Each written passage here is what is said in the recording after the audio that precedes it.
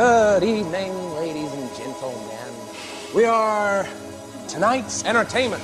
Side quest. She looks not right. Well, what do you want to do? Turn it off. Get in the car. Pull over. Hello? Hello? Oh, sorry, I didn't. Kill me. Get inside! Who was that? Move away from the glass. They tracks us somehow. We gotta get out of this gas station. Wait. Stopped.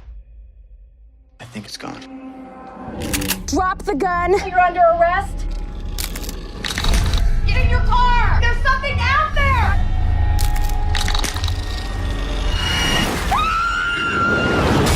Run! Watch the Splinter. Don't want to stick you. Here! It's gonna get near me. It's gonna kill it. You okay? Don't touch it! I think cinephiles are on this other end of the spectrum. But I think a cinephile is more of a student of cinema. A movie lover is going to be less discriminating. Side quest. Drink some of this, Michael. Be one of us. Sometimes that is better. I sick for fuck's you've seen one too many. No. Don't you blame the movie! Side quest. I said, I'm not gonna hurt you. I'm just gonna bash your brains. Okay. Show me. Side quest. The podcast. You opened it, we came. It's just a podcast. We'll review your movie from every angle. Side quest. Hello, listeners. We are finally back here for another episode of Side Quest Podcast. This is going to be episode 29, and I am one half of your hosting duo of David Garrett Jr., recording out of Columbus, Ohio, and I am joined by... It's your main man, Jake, from Dark Mariachi Studios, and I'm here representing the Tarcase Full of Reviews podcast. Yes, and yeah, so since it's been a little bit, I figured we could do a quick check-in here. How's everything been going for you out your way? Pretty good, man. Had a lot of changes in our life here. We moved to a different area, a different house and everything. So we're closer with family now, living with my older daughter and my grandson. So I get to hang out with them a lot more, which is pretty cool. Yeah, for sure. Yeah. But, you know, got a new position at my job, which has kind of been lackluster. But like you said, we talked about before, a job is a job, so it's what it is. Yeah. It funds my lifestyle and my family's. At this moment, it's the best way to make the most amount I can at this moment. So we'll see what happens later. Anything could happen. For sure. But I'm still making movies. I've been really busy with those. Pretty, because we're shooting. I just shot one movie before they ended at the beginning of May. And then we just started another one a couple weeks ago. But we've been taking a lot of breaks, which is actually made it not as grueling because we've only shot 3 days. And we started the beginning of June. Okay. But we took Father's Day. Yeah, Father's Day weekend we took off. We took off this upcoming weekend. Mm-hmm. So, and I think we got one more weekend we're going to take off. So this is going to be a long shoot, not in days, but in time. Just time frame. Yeah, it sounds like it. But it's good for me because I'm still finishing the edit of the last movie because usually it's not back to back like that. Usually there's like months in between. So I'm still editing. Right.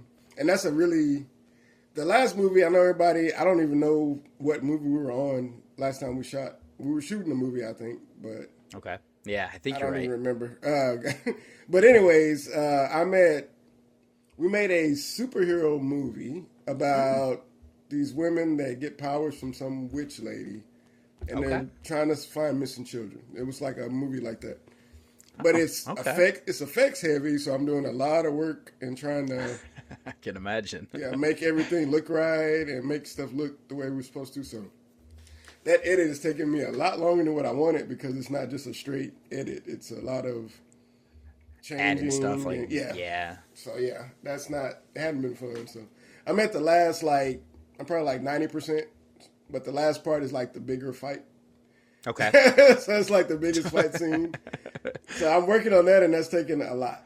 So, but anyway, yeah, that makes sense. Yeah, but yeah, I'm still staying busy in the movie scene. So I didn't get a chance to make a short film I wanted to make. So keep your eyes out for Halloween, because I will try to keep that tradition alive. I've been making something for Halloween the last, I think, 2 or 3 years. I think I've made something. Oh, cool then, yeah. Keep Dark Mariachi Studios kind of in your mind if you're looking for any kind of short film stuff or some long form. I do have a movie coming out on Tubi and Amazon in next month. Oh, nice. Okay. And I think I talked to you about it a while back. It's like a home invasion movie or whatever. Yes, I do remember talking about that. Yeah, that movie's got picked up, so it's going to come out on Tubi and Amazon in August. So, keep an eye out for that as well. It's called Contusion. So those are the kind of things I've been working on. Let me see what you got going up north up there, man. What's going on with you? For me, it's been a lot of work and just kind of getting through that on a daily basis. It's still tough on the old body when I'm used to when I was with my previous employer where we had some days from home, so I'm back in the office.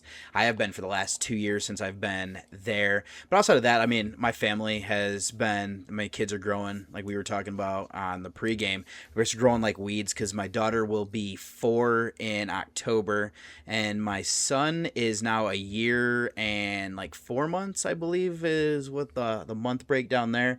So like he's up and walking. He's not talking just yet, but he babbles and just screams just randomly, and you're just like, what are you doing? Does he have any words that he likes to say yet?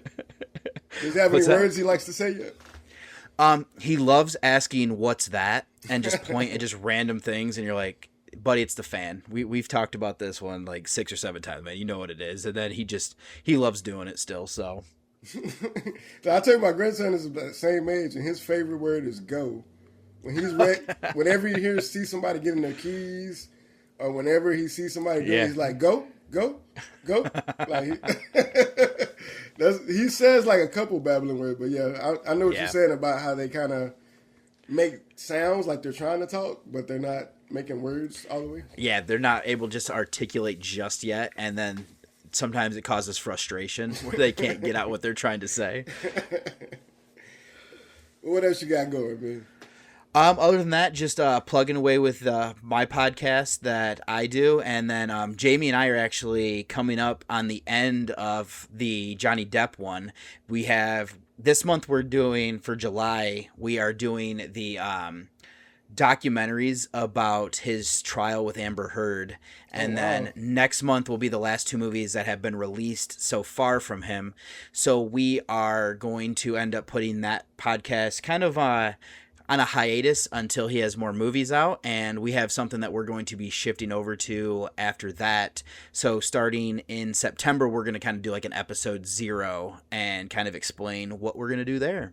Oh, wow. Okay, so that should be entertaining. So everybody stay tuned for that for sure. For sure. So made it to the end of Depp. Yeah. It's crazy because now he is my most seen actor of all time, and it kind of makes me a little bit annoyed, but I'm also like, I have other actors that I can eventually catch up with once I kind of start working through some more of their stuff. So how many movies total has he made?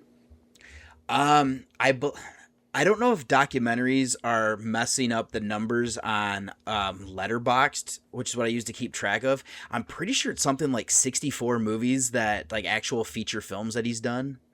Really? Wow.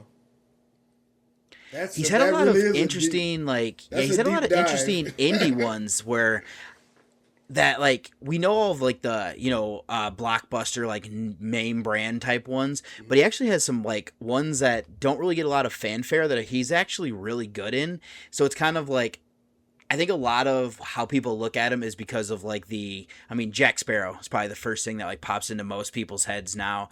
But, like, he's had a lot of just interesting ones as well. He loves to do biopics where he takes on real people and mimics them, and I think he's really good at that. Yeah, I remember that one movie. I remember 2 movies like that, actually. Well, I don't know if that was a biopic. Was the one where he's undercover a biopic, or that's not a Yeah, biopic? that's Donnie Brasco, Donnie where he's Brasco, the yeah. Because I know the one where he actually is the guy. Was that Black Mass or something like that? Yeah, yep. I seen that one. That was pretty good. But I don't remember. I can't remember if he had any other ones besides those two. Offhand. Technically, you could say Fear and Loathing in Las Vegas. Oh, yeah, because he's kind of a real person, right? Right, but I mean, I also think that one is just way over the top on purpose. I know that guy did a lot of drugs, but I don't know if he was that weird. I think it fits the movie, the way they make you kind of go on the trip with them. Yes, exactly. It's a really crazy movie. I've watched it like for the first time like maybe 3 or 4 years ago. Okay. And yeah, I remember thinking like, man, this is a really insane movie. Well, it's interesting because it's Terry Gilliam, like the guy who did 12 Monkeys, but he also did like the animated stuff for like Monty Python. So if you're watching like Monty Python and the Holy Grail, any of like the animated stuff, that's what he really kind of focused on for the directing. And he's so good at just making these weird, surreal things seem normal. So like a movie like that where you're following a guy on a drug trip is the perfect use of his skills. No, it makes sense because it makes you feel what's going on in the movie almost. 100%, yeah. yeah, that's a really trippy movie for sure. But yeah, man, I hate to see the depth dive come to an end, but y'all got to the deep end of the pool now. So we really did. We found everything that was at the bottom there. Yeah. All right, so what else is going on? I think you was talking about some. I know you said on your show you had. What episode are you on, man? By now, you got 348 will be coming out Monday. Yeah. Oh my god, man! You're on the road to 400. Looks like. Yeah, well, I'm working towards it. It's some weeks are challenging. Others are. It kind of just comes together real quick, and I'm like, okay, well, that was an easy little run there. Dang, you're a machine, bro. Because I can remember back a long time ago when you were not that far into your episodes. Long time ago. It's crazy that we've known each other for kind of a long time now. Actually. We have, actually, yeah. I'm trying to think back because you didn't have any kids. I know that. At that point. I'm pretty sure we started doing this before I was even married. Like, I know I was living with Jamie. I don't think you were married. Yeah, you weren't. Because I remember the wedding was, I remember that we took a break and you were still watching movies. Yeah. Oh my God, that's crazy. Absolutely. But okay, let's switch gears here. Let's get to this movie. Let's get to Splinter. Yeah. Let's get to the movie. I almost said the name. Yeah, so it's kind of interesting. We were talking about not necessarily drugs are in this one, but we do have some body horror here. And the movie that we decided on is Splinter from 2008. So this one here is directed by Toby Wilkins. Now, he also did some uncredited stuff with the writing, it looks like, but this was written by Ian Shore and Kai Berry. This stars Shea Wigingham, Jill Wagner, and Paolo Constanzo. I think that might be how you say that last name. And since there's only 3 other actors here actually in this one, because this one's a pretty lean crew here, we have Charles Baker, Rachel Curbs, and Laurel Whitsett. So like I said, this is body horror, but this also is a crime drama thriller, I think is what the other one, sci-fi as well. And then this one is from the United States. And yeah, so this one here, I know when we were talking about what we were going to do, you've actually seen this one before because this is the first time watch for me. Do you remember much about watching this previously? Yeah, I just remember really liking kind of like the style of it and the kind of the concept. Yeah. And I thought they did a good job of, utilizing like a small kind of one location. Well, right. I guess that if you count the forest, but pretty much most of the action happens in that one location. Right. They really just kind of, have it outside of that, but then they do well about introducing things and then containing them in that one location, like you were saying. Yeah, and I think they did a good job of having different different shots within that one location, so it doesn't feel like you're in the exact same place every time. You know what I mean? For sure. You don't get bored of seeing the same angle. You're looking at different parts of it, so they really utilize that whole location.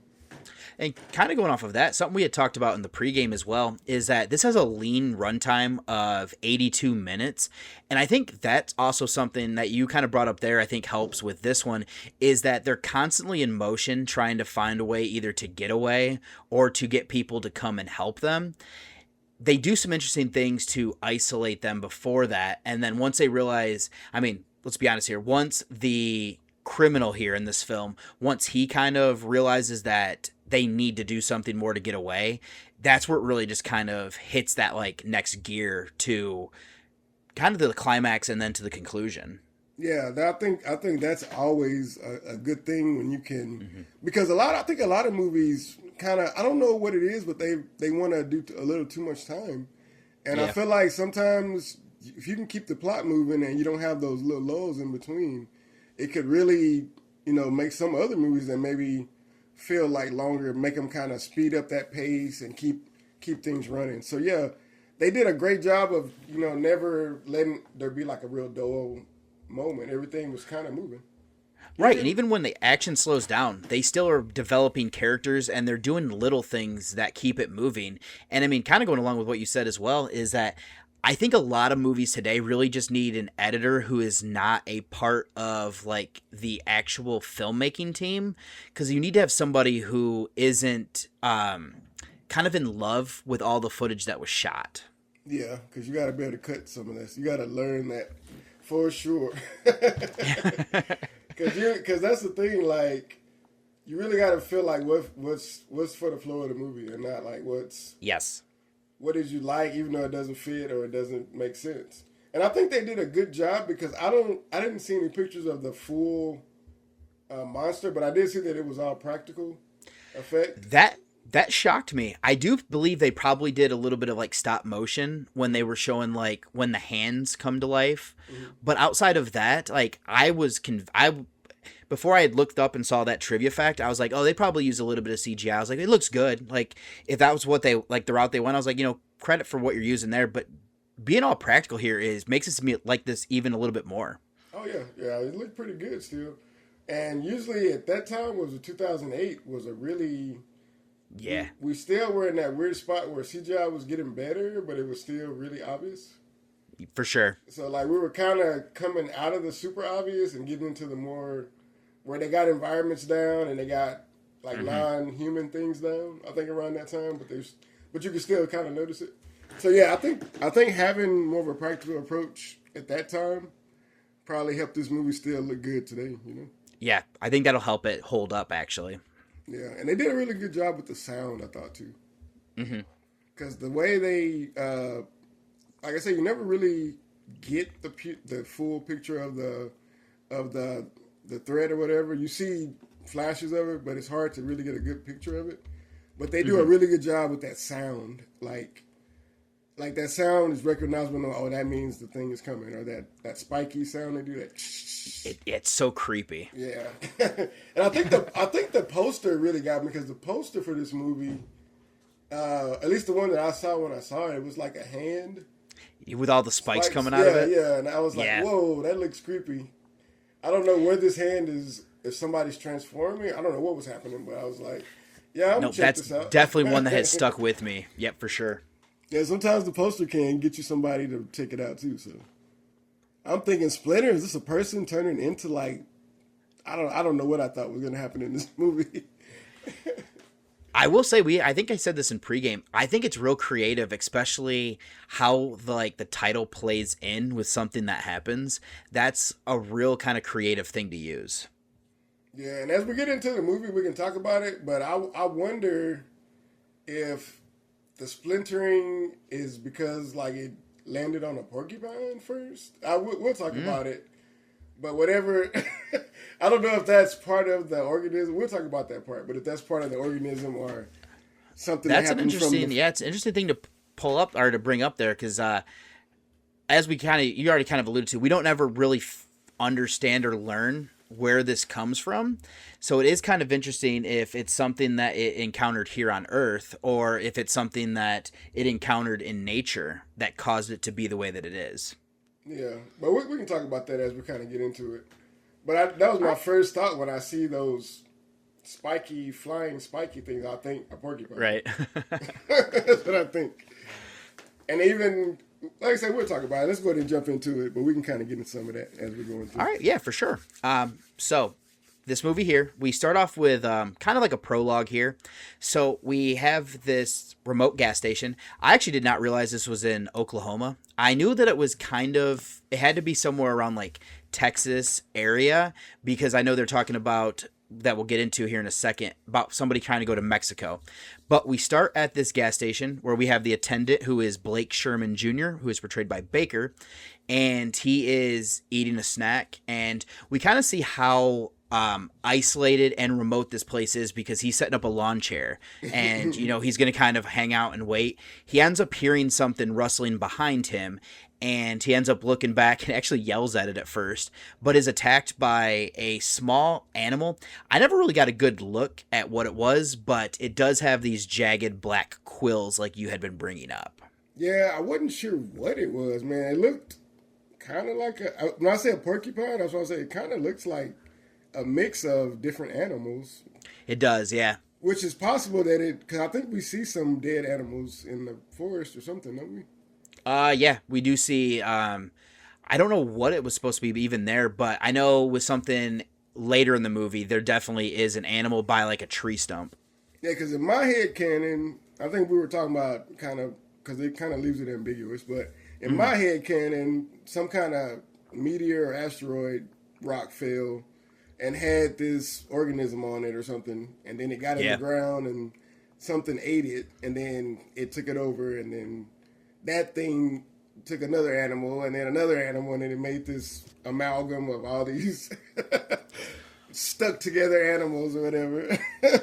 I mean, it's interesting you say that, because this definitely pays homage to things that we'll see later from like The Thing. Mm-hmm. So, I mean, that's what that whole like concept is that they find all these different DNAs inside of like the first one they kill. Yeah. So, I mean, that would kind of be in line with, taking your inspiration and wearing it on your sleeve there. Yeah, I like that though, because it's something that you've seen, but it's a different way to do it. But it's something familiar almost, kind of.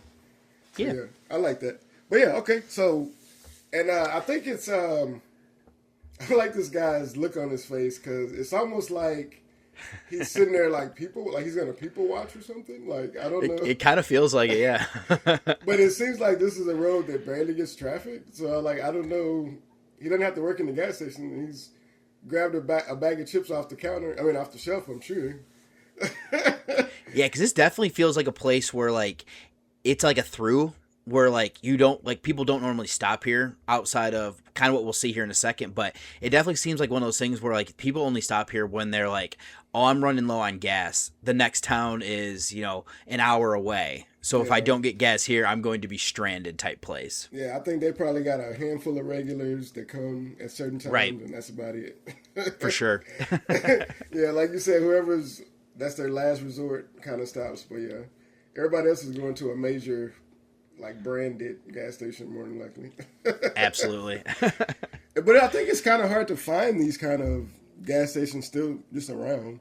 It is now, unless you take like the small highways and trying to just kind of go across country like that way. Yeah, because like here where I live at, like right now I live outside of the city, so I technically live in the country. Like, we live in a housing development, but across the street on the other side, once you leave out of the housing development, it's still one house and a whole lot of farmland. Like, it's still, so it's like there's only a 7-Eleven over here, and then you have to drive down the highway, and then there's like other gas stations. Got it. Okay. But it's not like a mom and pop's, gas station. It's like a 7-Eleven. You know what I'm saying? So it's not like even... For sure. It's more like a chain type thing. Yeah, and then if you go the other direction, like for about 15 minutes, there's a Shell, but it's not a mom and pop gas station. Shell. It's connected to a big brand. Right, one of the bigger type. Yeah, corporations that run that type of stuff. Yeah, so it's like it's hard to come across a authentic. This is our gas station anymore. Outside of when I lived in Cleveland, I was able to find some in like some of the neighborhoods, but even those ones started to close up when I was still living up there. Yeah, like my grandma, because I think I didn't mention this, but my grandpa passed away at the end of May. Oh, so I'm sorry to hear that. Thanks, man. I appreciate that. Though. But my grandma, she's been we've been helping out when my mom was taking care of her. Mm-hmm. So she's been coming and staying with me over here for a day or two. And then just to give my mom a break. So, because I know it's been tough on her. So, but anyway, she was where she lives at. Like there was a lot of places like that. But once the people that ran it, the older people got too old, our kids sold them. I'm sure. And didn't keep it up. So like I remember when I was a kid going to her house, and there was 2 or 3 mom and pop gas stations throughout the town, and now they're all closed they've been affiliated with something now. Like Texaco or Valero or something. Some weird gas stations. Yeah. So, it's just the newer generations didn't want to own a gas station, I guess. Or they sold up to somebody else or something. I don't know. Getting out when you can. Yeah. But, it's just... So, Oklahoma makes sense for this because if you've ever driven through Oklahoma, it's a lot of country and land. It's some cities spread out, but it's not as big as Texas at all. Not even close, but... It's a lot of country land in Oklahoma. I believe it. I know a lot of those like those western Midwest states seem to be very similar where there's big cities, but it's going to take you a minute to get to them. Yeah, because I remember driving through Oklahoma several times, and there's not a lot to see. Mostly just flat land and farmland. Makes sense. Yeah. But all right, that's kind of how we're going to start this movie, though, isn't it? Just driving, that is true. Driving through a montage of different kind of landscapes and forest and stuff. I actually did see a funny piece of trivia that opening where there's like the driving and everything is actually taken from the movie Breakdown from 97, which I believe has Kurt Russell in it, where really? they literally took like it, or at least it mimics it, where they have like similar music and like cutting back and forth with like white credits over a black screen and like having an SUV drive through scenic like roads and everything. So I thought that was kind of funny. That kind of what you said there, how it's I didn't realize that. I've seen that movie, but I didn't realize it was a Me too. I like that movie. Yeah. Okay, that's pretty cool. That's a pretty weird movie, actually. It is. It's kind of dark. It is dark. It's very dark. But I've seen a couple different versions of that kind of movie. Yeah. And they all have crazy stories to them. So if you want to copy something like that, I'm with it for sure. I'm right there with you. But this, we actually get to meet, we have 2 couples here. So the first one we meet is going to be Seth Belzer, who is portrayed by Constanzo, and he is a mild-mannered biology student. He's actually going to get his PhD to become, to get his doctorate. And I don't know if it's his wife or if it's his girlfriend, but she's more resourceful. Her name is Polly Watt. She's portrayed by Wagner. And they are driving through the countryside because they're going to go for their anniversary. They're going to do a romantic camping trip. Now, for the most part, though, Seth is complaining. He wants to go stay in a motel where she and him have a agreement where they're going to have anniversary sex underneath the stars. And the only way to do that is going to be, go camping. So they end up trying to put together their tent, and I'm not sure what they're doing here, but they definitely snap one of the poles that is supposed to hold their tent up. So was he earnestly trying to do it, or did he break it on purpose? I don't necessarily think he was trying to break it on purpose. I just think they really do a good job of driving home that he's pretty inept when it comes to doing things like this. So I kind of take it's more of those like ideas. Well, this is kind of the start of that kind of arc for him, is that he starts off super inept at everything. So this is the beginning of that kind of. For sure. But I think it's crazy. Like, this feels like that she's been asking for this for a while, kind of. It does sound like it, 'cause I think she says something about how the last anniversary they were supposed to do this, and it sounds like he got out of it then too. That's why I was wondering, like, was this a purposeful thing? Because he asked her if she brought an extra tent, and she says she forgot.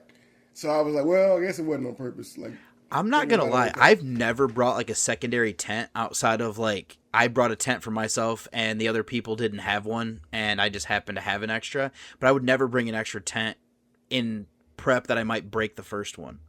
Yeah, I was wondering, like, is that because I'm not a camper, so I don't know about that. I'm not really either, so yeah, that sounds weird. I didn't know if that was a customary thing or because I'm thinking like, what is that in case you rip yours? I'm trying to think of like why you would need an extra one, but right. You never know. I mean, what if something happens and you damage it or something and you need I don't know.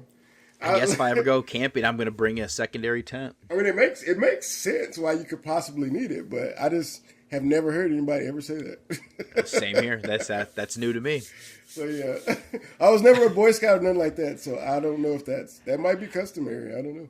I've only ever been like truly camping like in a tent maybe like 2 or 3 times and never like this where you're out in the woods. Like I've done it at, like a campground where there's like RVs and stuff like within like sight. But like especially now I'm too old to be sleeping on like an air mattress outside or like sleeping in a sleeping bag on the grass. Like it's not for me. I'm more of an indoors guy. Yeah, I went when I was a kid. Well, I think we did it like in the backyard or something. Right, and right, then something like that. At my grandma's house, I think what I was talking about earlier, that lived in the country. We did it. We did it at her house in the country, which was we didn't even stay the whole night. I think in the middle of the night we were like, it's too many noises and too much stuff going on. We went in the house because we were not in the wood. She lives in the middle of the woods, but we were like maybe like because she's got like 10 acres of land, so we weren't that. Jeez, okay. We weren't that far from her house at all. You could see the house. But yeah, we were like, I don't. There's too many noises, and I don't think we're gonna make it to the house in time if something happens. So I think it was like me and my little cousin and like his brother, and we were like, the first time my sister and I tried to sleep outside in a tent, that's literally what happened to us. We started hearing just weird stuff, and we're like, why don't we just go inside? Like, yeah, I'm nervous. We cut that short. We're like, yeah, that was fun, but. Yeah, let's go inside. Let's go sleep in the house. Let's go watch TV. Or let's go play the game, or let's go watch TV or something. Exactly. So yeah, but obviously he's not a camping guy because he's like, you know what? We can go stay in a motel and then watch bad cable or whatever. Get that free cable. Yep. Yeah, and I'm imagining that if that's the gas station, this is probably not going to be a nice. So he's got the right idea. I'm guessing it's going to be a low rent hotel. Oh, I'm sure. And it's probably going to be, you might be bug infested, especially because I know Oklahoma is a little bit warmer. So like you're probably going to have some of those big creatures there. So yeah, might not be too much better, to be honest. Because I have seen some mom and pop motels still around. Yeah, same here. Yeah, those are still around for sure. And that's probably going to give you the bucket for your ice right there at the thing. They give you your key and your bucket. Yeah, that sounds about right. So yeah, I'm not. So yeah, it might not be. It might be worse than the camping, maybe, depending on who your neighbors are. Who knows? But yeah, this doesn't work out. So yeah, they decide. Yeah, let's go down the road and find a motel.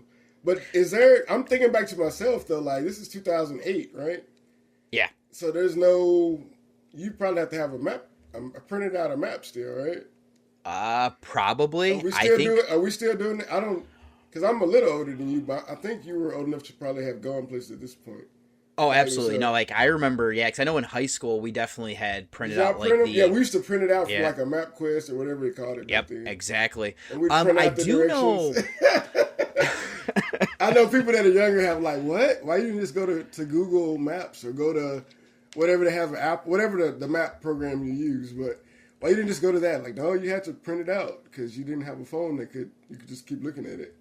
Well, I know smartphones would have been around about this time, but they were very expensive. But I know, like, because I knew I had one friend in college who had a smartphone around this time. Because I know he had it like probably 07, 08, somewhere around there. So, but I mean, I don't know how well the map function would have worked back then. I feel like I had a friend that had a GPS in his car before. Yeah, that was more common. Now that you mentioned, because my grandma had that. Yeah. Yep. Because my grandma had a Garmin. Yeah, like a Garmin. Yeah. My friend, I mean, the phones got there, but I feel like that was like the first thing most people started having was that everybody had one of those all of a sudden. Yeah, for sure. They got real popular. I'm sure phones were like, we got to upgrade our system so we can just have that. Oh yeah, I'm pretty sure they put those things out of business for the most part. Yeah, because now you see more people just, if it's not built into their car, they got it, just their phone mounted up. Yep, I was gonna say that those. Well, I'm pretty sure if you do like any of the rideshare things, like they send you one. Oh, really? I think so. I don't know if it's Uber or if it's Lyft. I'm pretty sure one of them, like once you pass like the background check and everything, they will literally send you like that mount to put in your car. Because I mean, they probably obviously don't want you to get pulled over if like you're on your phone. 'Cause I know there's a good number of states that you can actually get pulled over for being on your phone. So yeah, I wouldn't be shocked if more cars end up coming standard with them too. Yeah, it's kind of crazy. I know something weird, not to stay off topic too long, but something weird. There's a car dealership over here by my house where I used to live at. I used to pass, and it was specifically a place for rideshare drivers to get cars. So it's like you didn't have a car, you could get one from there. Huh. But specifically as a rideshare driver that was about to, either you already are or you're going to become one. You got some kind of special deal or something? I remember looking into it and thinking like, what? You can get a car on a payment plan because you're a rideshare driver? It was some kind of weird thing. Yeah. Huh. But I was like, what? I had never heard of that. And there was a whole lot of like gas efficient cars, different kind of gas efficient cars. Makes sense. Probably a bunch of, like Prius and type stuff like that. Like a lot of cars, like, not you would want to buy them, but if it's for a job, I guess that's what you would probably want to get if you drive a lot. Yeah, for sure.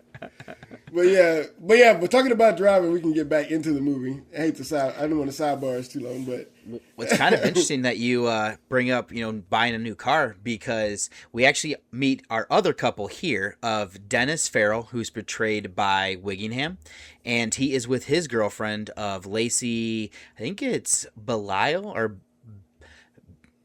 something along those lines. Your guess is good. I don't know how you. I saw it written, but I don't know how you pronounce that. So your guess is as good as mine on that. We'll run with that one. But she's portrayed by Curbs, and we actually see that their truck breaks down. So they are going to need to get a new vehicle, and this is where they luck out that because our couple is not camping anymore, they use Lacey to pretend like she is in distress. And it's a trap, of course, as they end up getting Polly to pull over. And Dennis, the convict, he ends up pulling his gun out and make sure that he's going to have them give them a ride. But this is another part here where Seth gets belittled because Dennis wants him to drive, but he can't drive stick. So Polly has to drive. And this is where Dennis really starts to he begins his annoyance with this other man because he feels like he is not much of a man. And yeah, we'll kind of see more of this as we go on. Yeah, the first thing, we were talking about 2008, the first thing that came to mind when they first stopped is like, I just assume, I don't know if it's movies or if it's news or what, but I just assume if I see a lady on the side of the road that a guy's hanging out somewhere. Oh, yeah, I probably would never stop. I just assume that now. I'll be like, hey, you need me to call? Want me to call somebody for you? Yeah. But I don't know if I'm going to get out and open my door. And then that the doors weren't automatically locked because he just opens her door at some point. He does. Yeah, it's a good point. And like nowadays, as soon as you start driving, your car like locks. Oh, yeah. You know what I mean? Like it does it by itself. Most modern, maybe mid 2000s or early at this time. I feel like modern cars would have had that already. I know my my old car, my Ford Focus was a 2012, and I know that one had the automatic lock feature. And this might have been, but they had an old Range Rover look like. Yeah, they did. It was. I could see hers not having that. So if she didn't lock it when she had started driving, that would make sense. Especially because what did I say? Range Rover? I mean 4Runner. It's like a Toyota 4Runner or something. Yeah, not an expensive Range Rover. I'm sorry, I didn't mean to say that. And kind of going along with that, I mean, it's a stick shift, so like that's a little bit less common in 2008. So my guess is that it's probably a little bit of an older vehicle, so that would make sense why it doesn't have that feature. But even in 2008, most people didn't know how to drive stick anymore. I don't know how to drive a stick. I know my uncle tried teaching me, and I just got frustrated. Until the car I have right now, and it's only because my last car died. Like, it just, I had driven it, I had it for like almost 10 years, and it just died. Mm-hmm. But I had driven nothing but, every car I've ever had was a stick until right now. Interesting. Okay. Yeah, the car I have now is not, and I miss it so much. Do you? Yeah, I every car I've had except for maybe like one, and I didn't keep that long. But even when I first got my car, and that was in '99, the first car I ever got. Yeah, 1999. It was a stick. It was a Neon. I don't know if you're familiar with that car. Dodge Neon. Yeah. Yeah, it was the car to get at that time. If you yes, just it was. wanted a cheap I saw car. them all over the road. Yeah. Yeah, but anyways, I remember that was the selling point because I didn't want a car like that because I didn't know how to drive it, and I gave my mom the money when I was going to work, and I was like, "Well, they close at this time, and I don't get off at this until this time, but I've already talked to them and done all the paperwork. Can you take the money and go buy it for me, and then that way when I get off of work, the car, I already have it. I don't have to worry." And tell me why she went to the dealership, bought the car for me. I was excited. I called home on my lunch break because I didn't have a cell phone. So I called home on my lunch break. And I was like, "Hey, did you get the car?" "Yeah, I got it." When I got home, it was not the car I picked. What? Well, I mean, it was the car I picked, but I picked the automatic. Oh. That was a different color. Yeah. And they got a standard. And I was like, I was happy to have a car, but at the same time, I was like, oh, somebody must have bought the other color. And then when I got in there, I was like, I can't drive this. I don't know how to drive a stick.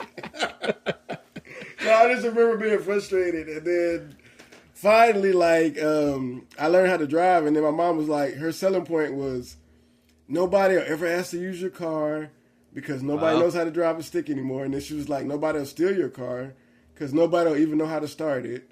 Like, she had all these selling points to me. And then my whole life, nobody ever asked me to borrow my car, and as soon as they found out it was a stick, they were, oh, no, I don't know how to drive a stick. So, she was right. The majority of my life, no one's ever asked to use my car. And I've rarely met other people that knew how to drive a standard, just in general.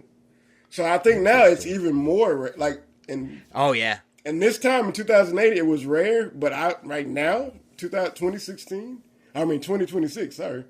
2026, I think it's probably maybe less than 5% of the people in the world can drive a stick. In America. In other countries, it's probably more. Yeah, I know in other countries, that's still more of a standard thing. Yeah, but in America, I think in America, you're hard pressed to even find a standard car available to purchase at a dealership. Because the last one I got that was brand new was in 2015, and they had one on the lot. Interesting. One standard available. Everything else was automatic. So now I bet you I'd have to get it ordered in from somewhere probably. Probably. It would probably be more of like a custom thing. Yeah, or have to go to another city, or hopefully not a state, but another city to get it. Yeah, because I mean, the only thing I can think of right now is that I know if you do like racing, because I know my boss, he has like a real fancy like race car type thing that he has. And I'm assuming all of those are stick, but I bet you're right that for the most part, if you go to a lot just to get anything else, that they probably, you'd probably have to order it in special. Yeah, I'd imagine. Oh, I remember, man, we're gonna get back to it, guys. This is a really short movie, so we're gonna get right back to it. But I remember, I have to add one more last thing about this. I remember my boss had a Corvette, and I remember he bought a brand new Corvette, right around COVID, before COVID time. Okay. 2019, maybe 2018. Yeah. But he bought a brand new Corvette, and I remember thinking like, oh wow, and I kind of looked in there, and then I remember one time I had to drive it because we were moving stuff, and he was driving the big truck we had, and then I was driving his car to take it back to the shop. And then, man, I got in there and it was an automatic, and I was like, womp womp, this car is wild. Garbage. Like a muscle car like that not being like a standard. It still had some power, and but it's not. I was expecting it to be a standard because I was like, why come he didn't ask me if I could drive a standard? Like, I thought, why wouldn't he ask me that first? He knows my car is a standard, I guess, but. And then you realize why. Yeah, I was like, bro. So yeah. But anyways, the guy, and he's playing it really kind of redneck country guy. He does, yeah. He definitely plays it like he's not necessarily a good old boy, but he definitely is like somebody who is more from this type of area. Yeah, he seemed like he hadn't been to too many big cities in his life. The right. way he's playing it. But he's like, you can't drive a stick. He seems mad about it.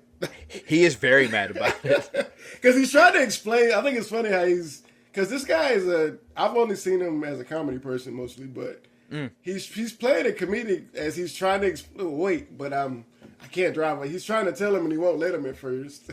Right. So yeah, it kind of plays kind of comedic for a second to me when he's trying to, he's like, you can't do anything. And what do you tell him? You got CS something, can't do shit. CD. Yeah. Yeah, CDS. But then so I guess we're getting back in the car. Gets everybody in the car and we're going to be driving. Yes, because then once they hit the road again, they hit something. And this is where it punctures their tires. And then it also, what we'll end up learning once they get back driving again, is that it also punctures a hose underneath the vehicle. And we get some interesting stuff that gets introduced here, because this is another moment where Dennis gets mad at Seth because he wants him to change the tire and Seth doesn't know what he's doing here. So he actually enlists Polly to help. But I believe while they were driving, this is where it gets revealed that he is a biology student who's trying to get his PhD. So this is where we learn that Lacey is strung out, that she is an addict, and she's going through withdrawals. Whatever they hit, she thought it was a dog that belonged to her, that we clearly kind of see from how Dennis reacts to her, that their dog has been dead for some time. So she wants to go over and look at this animal thinking it's her dog, and she wants Dennis to help it. But this is where we get another look at this creature is just ripped in half. It is just demolished, but it starts to move. And this is where we see the spikes start to come out. And this is also where the tire has these spikes in it. And Dennis, this is where the title of the movie plays in. He touches one and it pierces his finger, causing a sliver or a splinter to be into his finger. Yeah. And I thought it was like this whole thing with the Lacey character, like she's going through withdrawals or she's actually high at that time. That's where I was kind of confused. That is a little bit confusing because you normally don't hallucinate when you're not using. It's usually more of like your body is like shutting down or like your body is just going through like violent changes because it's not having the drug there. So it is kind of weird that she is hallucinating like she is. Yeah, because the guy kind of calls her out like, did you take a hit or something? Like he's trying to see because she seems like she's in her own world. Like, for sure. When this whole kind of sequence happens, and then when the animal gets hit, she's like, "Oh, that's Ginger or something." She called him. That's my something pet. like that, yeah. And the guys in the back like, "What are you talking about, lady?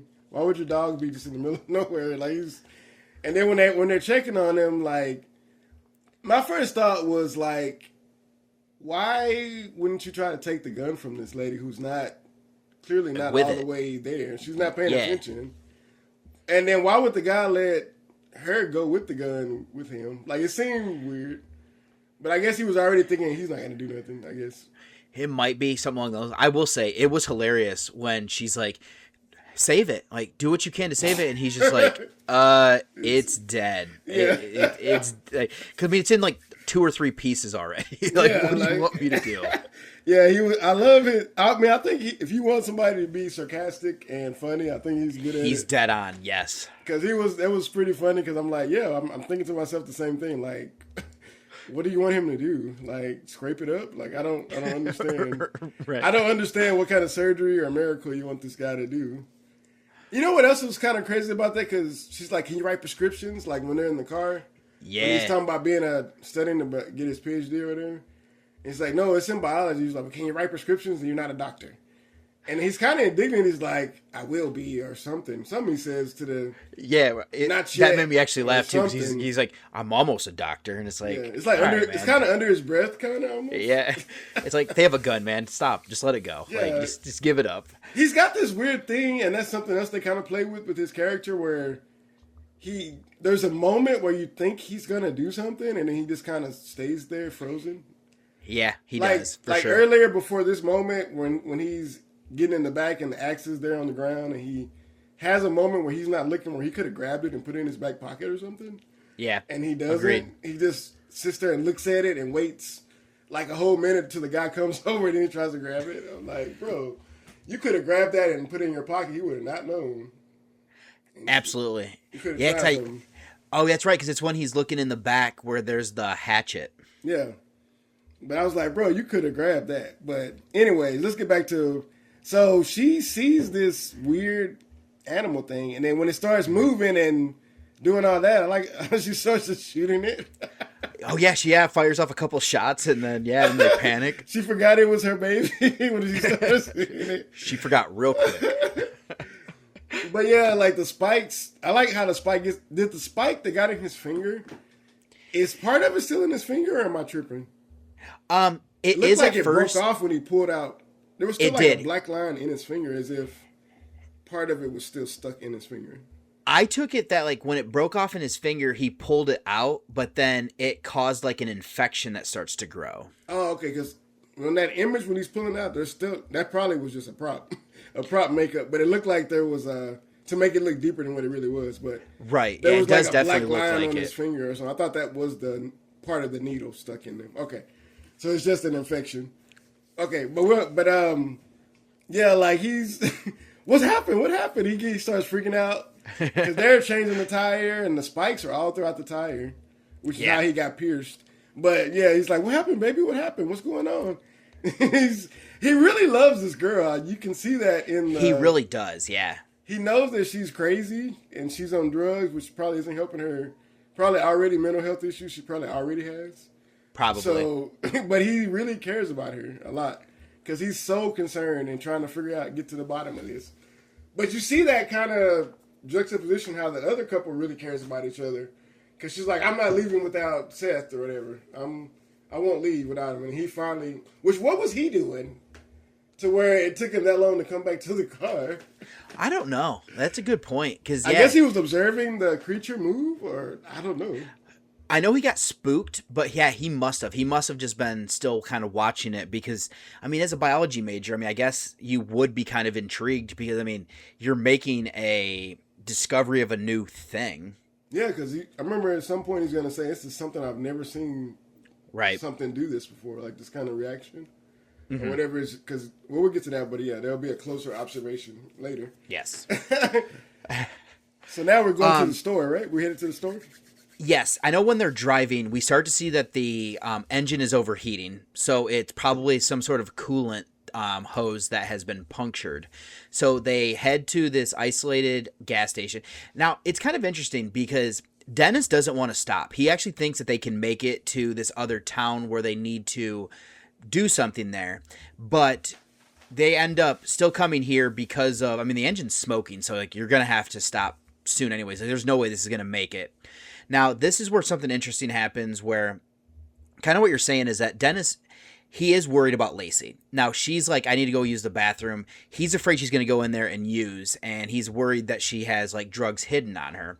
But what's kind of interesting here is that she breaks her way into the gas station, and this is where we find the attendant is seemingly dead on the floor, but he starts to move. He's got all these spikes all over him. And this is where it comes out and comes after her. It actually attacks and kills Lacey. And there's something that happens here that gets brought up again later, but it actually attacks the engine of the car, giving the other three time to go inside of the gas station and lock themselves in. Yeah, and it was kind of, I was wondering, like, how did the guy get in the bathroom? Like, what happened? Was he trying to see what his injuries were, maybe, and then it took over? I don't know. So I was like, why is he in the bathroom? That would make sense. So, like, if he got bit, he might have went in there to, like, try to clean, like, the bites and everything, and then it probably took over pretty soon after that. And then I'm thinking, like, I like how he tells him, like, oh, you know what? I did have a note here. I was like, so, you know, like, when they're going in, he's like, hey, he shows him the gun. He's like, be cool, Luke. Be cool hand, Luke, or something. Yeah, I did. I did like that. That was quote. A nice little line. But then I'm like, why is this guy aggressively washing these windows? What is that for? That was weird. Because he's aggressively washing these windows. Like, why? I started to wonder there because he does know the hatchet is in the back, I wonder if he was like trying to be kind of play it cool and like wash the windows so he could open up the door where he's already kind of back there. Oh, okay. I didn't know what he was doing because I was like, why is this guy? I had to rewind the movie because I was like, did he tell him to clean the windows? And I just didn't hear that. Like, I don't know. It is funny. When they did cut over and he is washing those windows, I'm like, what are you doing? Like, why would you just start doing that? Like, I know the windows are dirty because y'all were driving through the mud and stuff, but I mean, this is kind of not the time for that. No, it absolutely is not. And I'm like, okay, whatever. So, like, but like when they go in the store, I'm thinking like, so nobody's come by this store since earlier today? Must not have, yeah. Like, that's crazy. Like, because for him, nobody to know this guy's missing or have called the police to come by yet. Well, I mean, it kind of also makes you wonder, like, how can you keep the store open if you don't have enough business coming through? So, like, I mean, I guess you could say that, like, they might have had a rush early in the day, and that would kind of explain it. But I'm with you, is that it is kind of weird to not have X amount of customers, because, I mean, this place is going to go out of business then. Yeah, because if you want to say that, like maybe this is a place where, like, after 5, like, there's no more business or something. Like, so everybody comes going to work or coming home from work, and those are the 2 business Could times, be. and that's it. Right. Maybe. And I mean, I guess hypothetically, he could have got attacked at like 6 in the afternoon or like 6 in like the evening, and then these people show up at like 8. Because maybe he's like, maybe he was like, yeah, so this now I won't have any customers for a couple hours. I'm just gonna relax or something. I don't know. Could be. Yeah. Because it does get dark pretty quick, so it's got to be later in the day. Right. So I'm guessing that would kind of time wise make sense. That it would be like closer to like late evening. Yeah. Yeah. So, but yeah, it's kind of crazy. But yeah, I like how when she finds him and the guy doesn't even believe her. He's like, he thinks she actually took a hit and she's just hallucinating. Well, yeah, because she's like, oh, there's like a monster in there, and he's like, oh God, you're using again. I did like they've already played up that she is kind of hallucinating and being weird, so it would make sense that you wouldn't believe her at first, because I'm not always a big fan of that trope where you don't believe your like significant other in like a horror movie, but in this case, like, it fits. Yeah, because she's already just thought that you ran over her dog. Right. So you're like, she's already seeing things or imagining things, whatever you want to call it. So yeah, this fits right into that narrative. So he looks like, oh my God, Here we go. Can you chill out just till we get to this place we're trying to get to? Because he seems really frustrated with it, but at the same time, like, you could tell this is not the first time. Yes, agreed. But yeah. I had one more note here too. Well, yeah. Actually, if you want to go ahead, because I have a note about when the monster actually comes out. Okay, yeah. So once I get inside, we actually have the Polly character is going to call the police, and this is something I think is pretty good move to do here. Dennis takes it and smashes the phone. So he, of course, doesn't necessarily realize yet, which makes sense, that there's something big going on here. You know, he's definitely upset that something happened to her, but he knows he can't call the police because he is an escaped convict. So what we actually have here, though, is we realize Lacey is not dead yet. Her body starts to move, and this is some good sound design here where, like, you can hear her bones, like, snapping and kind of contorting as, like, these splinters come out of her body. And then she starts to come over to, like, the window, or actually, she doesn't even get up yet. Now I'm thinking about it. Dennis actually goes outside and starts checking on her when he sees her start to move before she truly starts to move. Oh, yeah. That was actually a really good moment. Oh, but my note was right before this because yeah, this is kind of like what we'll get to later with the police, with somebody not closing the door later.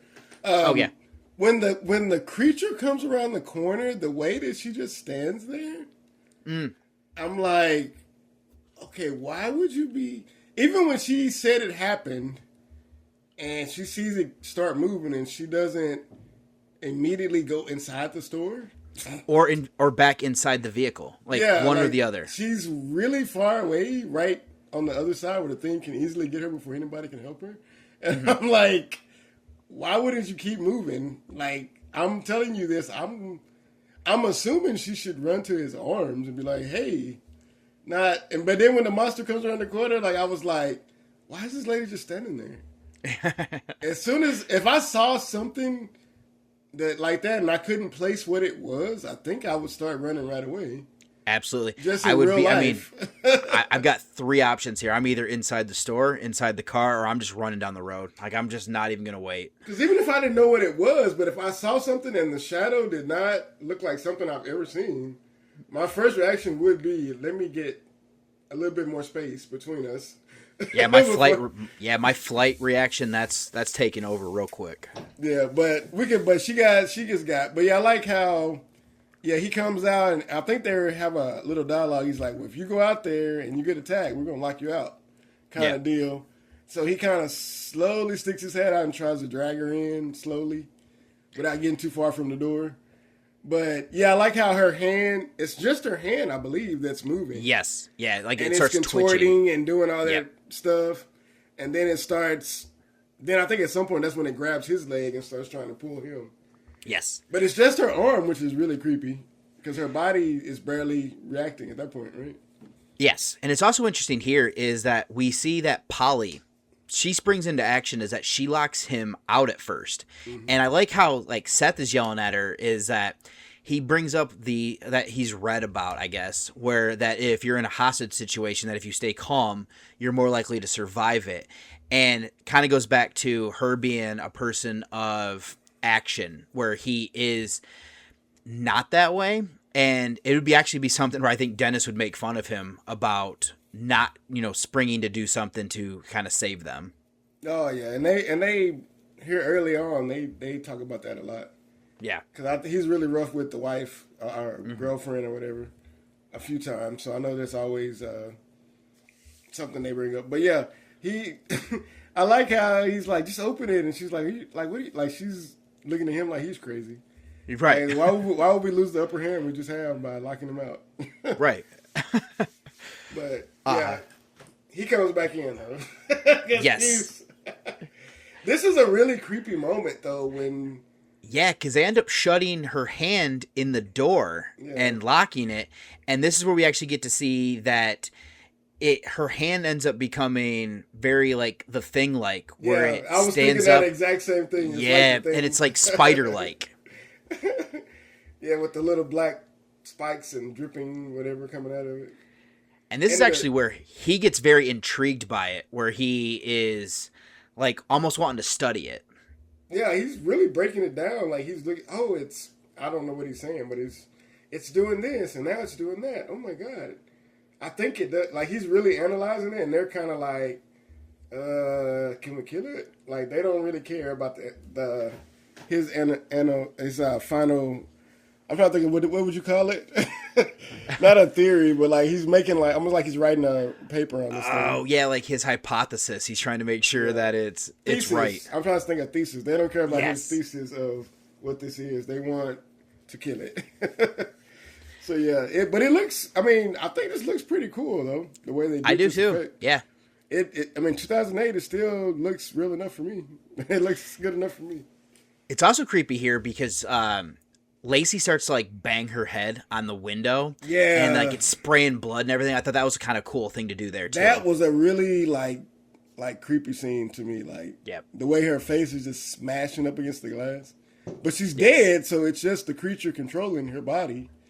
But the way that it's just like, I think somebody was telling me about that new movie that just came out, Obsession, that there's a scene where somebody's face gets smashed really bad. Yes, I actually did see that. Yeah, it's pretty brutal. I'm not gonna lie. But that's what I imagine when I hear what somebody was describing, like the way that person's face is, because she's dead, but also it seemed to him, it's almost like he's seeing her as alive. So he's kind of having that conflict inside himself, like, oh, yeah, that's a good point. My girl, but she's a monster. She's a monster now, and I gotta reconcile that inside myself that I can't feel bad about this. Right. But you kind of see it. You kind of see him working through that in his head, kind of though, like in his face. I think the acting is pretty good for him. The lady is the only one where I might have some questions for, but I feel like his acting is pretty good. What's his name again? Dennis? Is that character? Yeah. Yep. Dennis.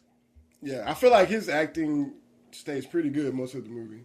For sure. Because I can actually see him working through things like kind of in his mind as the character. You know what I mean? You can kind of see him adding up the score a few times in this movie. So, and this is one of those moments where I kind of felt like he was, even when he was going out there to save her at the initial part, he was still a little bit more on the side of like she's still okay. And then once he finds out she's a monster, he's like he jumps across that line pretty quick, and then he's like, is she alive? Like I thought that was a kind of a cool thing. Yeah, I like how they kind of build a bond pretty quick once they realize what's going on. Yeah, I mean, once you get to that survival moment, it makes sense to kind of put your issues aside. But I like the part where he's like, this probably was a little bit before this moment, but he's like, just because we're in here, I still got the gun, so our relationship hadn't changed or something. Right. That's some line. He has a lot of little one-liners he says throughout the movie. He does. But yeah, that was one of them that I kind of like too. All right, but yeah, boy, let's keep going. Where are we at now? I know from here is that they, watch her banging her head against everything. I didn't actually realize that there was a silent alarm that gets tripped, and that's what brings the Sheriff Terry Frankel to this gas station. She's portrayed by Whitsett. And this is where she is, outside. She's telling them that he needs to come out, that she's going to arrest him. And this is actually where it gets interesting is that Dennis doesn't want her to do some things at first, but then he kind of relents a bit here. And then because he doesn't want her to die. So he's actually trying to help her, which I think is a good thing to have. Dennis hasn't become such a great character. I like how they build on these little things where he is trying to be human with some of the things that is happening, but she ends up getting attacked here by Lacey's weird mutilated corpse, or mutated corpse actually. And yeah, she ends up getting pulled, and there's some cool effects that happen here where she gets pulled in half and then gets pulled back together. Yeah, I thought this whole interaction is kind of weird. Yeah. Just because I think this is kind of a lesson in why sometimes you need to listen to people. Like, you don't need to, like, because they're telling, like, the people that you're assuming are the hostages are telling you, hey, get back in your car. There's something out there. They're telling you this, and you're not listening to them because you think they're lying about that. Like, they're not, like, I don't know. Yeah, like, it's a weird thing a weird thing to lie about. Even the guy's almost, like, ready to give up to you, and you're still not listening. Like, you got to listen at some point, and you got to be aware of what's going on. Like, I feel like she's not she don't have her head on the swivel at all. Right. Which I understand because he's got a gun, so you don't want to, give up that position, I guess. But yeah, wouldn't you be safer in your car? Because he can't go. He can't go anywhere. Assume. Where's he gonna go? He can go somewhere. He's in the store, so just call for backup, and you can surround us. Like, he can't go anywhere, so I don't know. Like, I don't know why you wouldn't get backup first. You know what I mean? Like, yeah, I'm not sure either. Yeah. Like, you don't need to be the hero. Or maybe this is a small town and she's like, this is my moment to be a hero. I don't know. Could be. But I feel like in that situation, you would call for backup first. You gotta, which, do they say he just robbed a store or something, right? A bank or something? I don't know if it's a bank or if when they kind of reveal their backstory in a little bit, it sounds like he was almost doing like the Fast and the Furious type stuff where he was robbing like big rigs, I think is what he was doing. They do mention that at some point. Right? Which I was like, that's interesting because you don't hear a lot of that. I mean, I think the only time I've really kind of heard about it would be like Grand Theft Auto or like I said, Fast and the Furious. So like that's kind of an interesting element to give to him. But I feel like we're going to talk about it a little bit more, but they're setting him up already, but he doesn't really feel like a criminal. He feels more like somebody that fell on hard times and started doing stuff like this, to right? Survive, but not like I don't feel like he's I feel like whenever they get to wherever they were trying to go, he wouldn't still be a criminal. I feel like he would try to make an honest living. I do too. I think so. Like if he got actually down to Mexico, I think he would be kind of more on the straight and narrow. Yeah, I think this is just trying to get out of whatever they've in, or he made a mistake or something. Because he doesn't seem like a hardened. He's willing to do whatever, but he doesn't seem like somebody. He with does malice. seem like a criminal of like circumstance. Yeah, it's not like just pure malice that he just enjoys it or something. You know what I mean? Yeah, for sure. Yeah. So yeah, but yeah, okay. Where are we at? Hold on. It looks like here is where the hand. Hold on. Yeah, I want to say one more thing. Yeah, bro, the way that this lady, the cop lady, we're still talking about, I do not like it. It's so crazy how they. Were you about to talk about it? We're talking about it, but I don't want to cut you off if you're about to introduce it better. Her death. I had talked about it a little bit, where she gets attacked by the thing and then gets like pulled apart. Okay, yeah, that's what I wanted to talk about a little bit more. I didn't know if you were gonna. Yeah. You had said any more about that. Yeah, I like how she gets pulled apart, bro, from above. So now we know this thing can climb. Right. Because we really saw it on the ground, but we didn't know the full extent of what it could move around. So now we know it's super strong. Yes. Well, we kind of knew when he grabbed his leg, but this kind of tells us that if it can rip you in half. So my idea is like, as it collects bodies, does it get stronger? It could. Or is it only collecting part of these bodies? It's kind of interesting because it does seem like it only takes over certain parts and then kind of discards others. So I don't know how much of it's actually keeping together. I feel like the top of the gas station guy's torso is still there on the ground. Seems like it, yeah. But the other part of his body is in the creature. Yeah. And the girl, too, like, I don't know if all of her body's in there, but I know her head, upper torso is in the creature, but I don't know. I don't remember if her other parts were still on the ground or not. Well, it's kind of interesting going from there because, like, we see, like, when the hand gets detached, then that, like, moves around on it by itself. So it's interesting because it breaks apart and then it seems like each one becomes kind of its own entity. Yeah. So I don't know how that really works.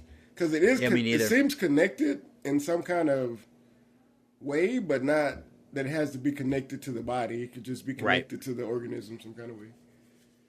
Like a mental, I don't know what you would call it when it's organisms. Is it not mental, but I don't know what you call it.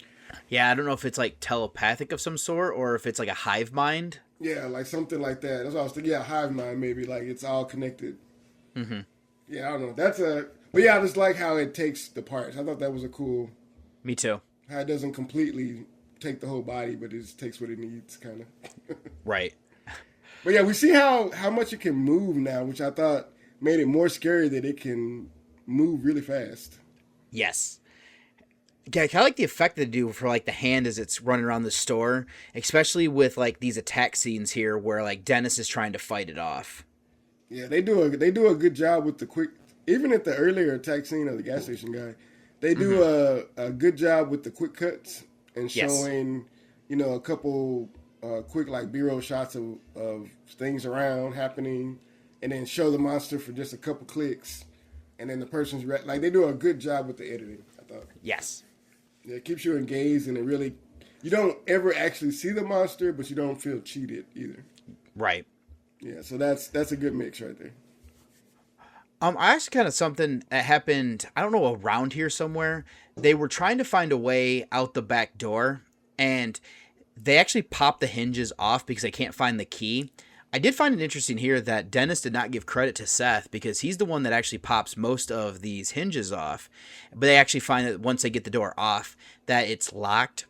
I found it interesting because I thought they were going to play up that something was going to come through those bars because I don't remember there being like a fence or any sort of like sheeting in between the like iron bars of the door. But I did kind of like, I was like, wait, is something going to actually come through there? And I actually thought something was going to come through the ceiling at one point too when the creature was up there. Yeah, it felt like they were setting up something like that to happen. But you know what I was kind of shocked by? Like, am I naive or crazy? Like, is it that easy to take the hinges out of a door?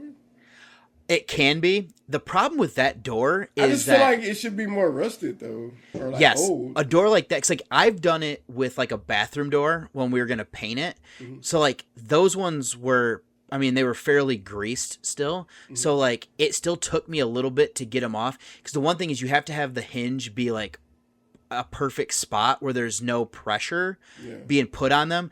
It would take a lot more effort. I'm assuming they did it. She did it easy. She started doing it and it was coming out like they were like almost shooting out, and I'm like, okay, it's not that easy. Like, wait a minute, it can be done though. Because I've done it a couple times, and like if it's newer, it's easier than. But if it's an old door, I remember this door we had to is get like almost a hammer. like rusting. Yeah, we had to get a hammer to kind of work it out because it was an older door. Like I think my friend's house or something. Yeah, but I was like, this is not that easy all the time, especially not on the old door. So more specifically because it was an old gas station. Yes, so I'm assuming it's been in the hinge for years and decades. Oh, absolutely, 100%. Like you probably, like you said, you need a hammer to like kind of tap in the screwdriver, and then once the screwdriver's in there, you're probably gonna have to like jimmy it a bit, where you're like moving up and down to try to get it to like start to loosen. But I mean, it's a quick moment, but I was like, wait a minute, I don't. A little too easy. Yeah, but I just thought that part was fun. I had that written down, but okay, but they got this gate here with a lock, and they don't know where's the key.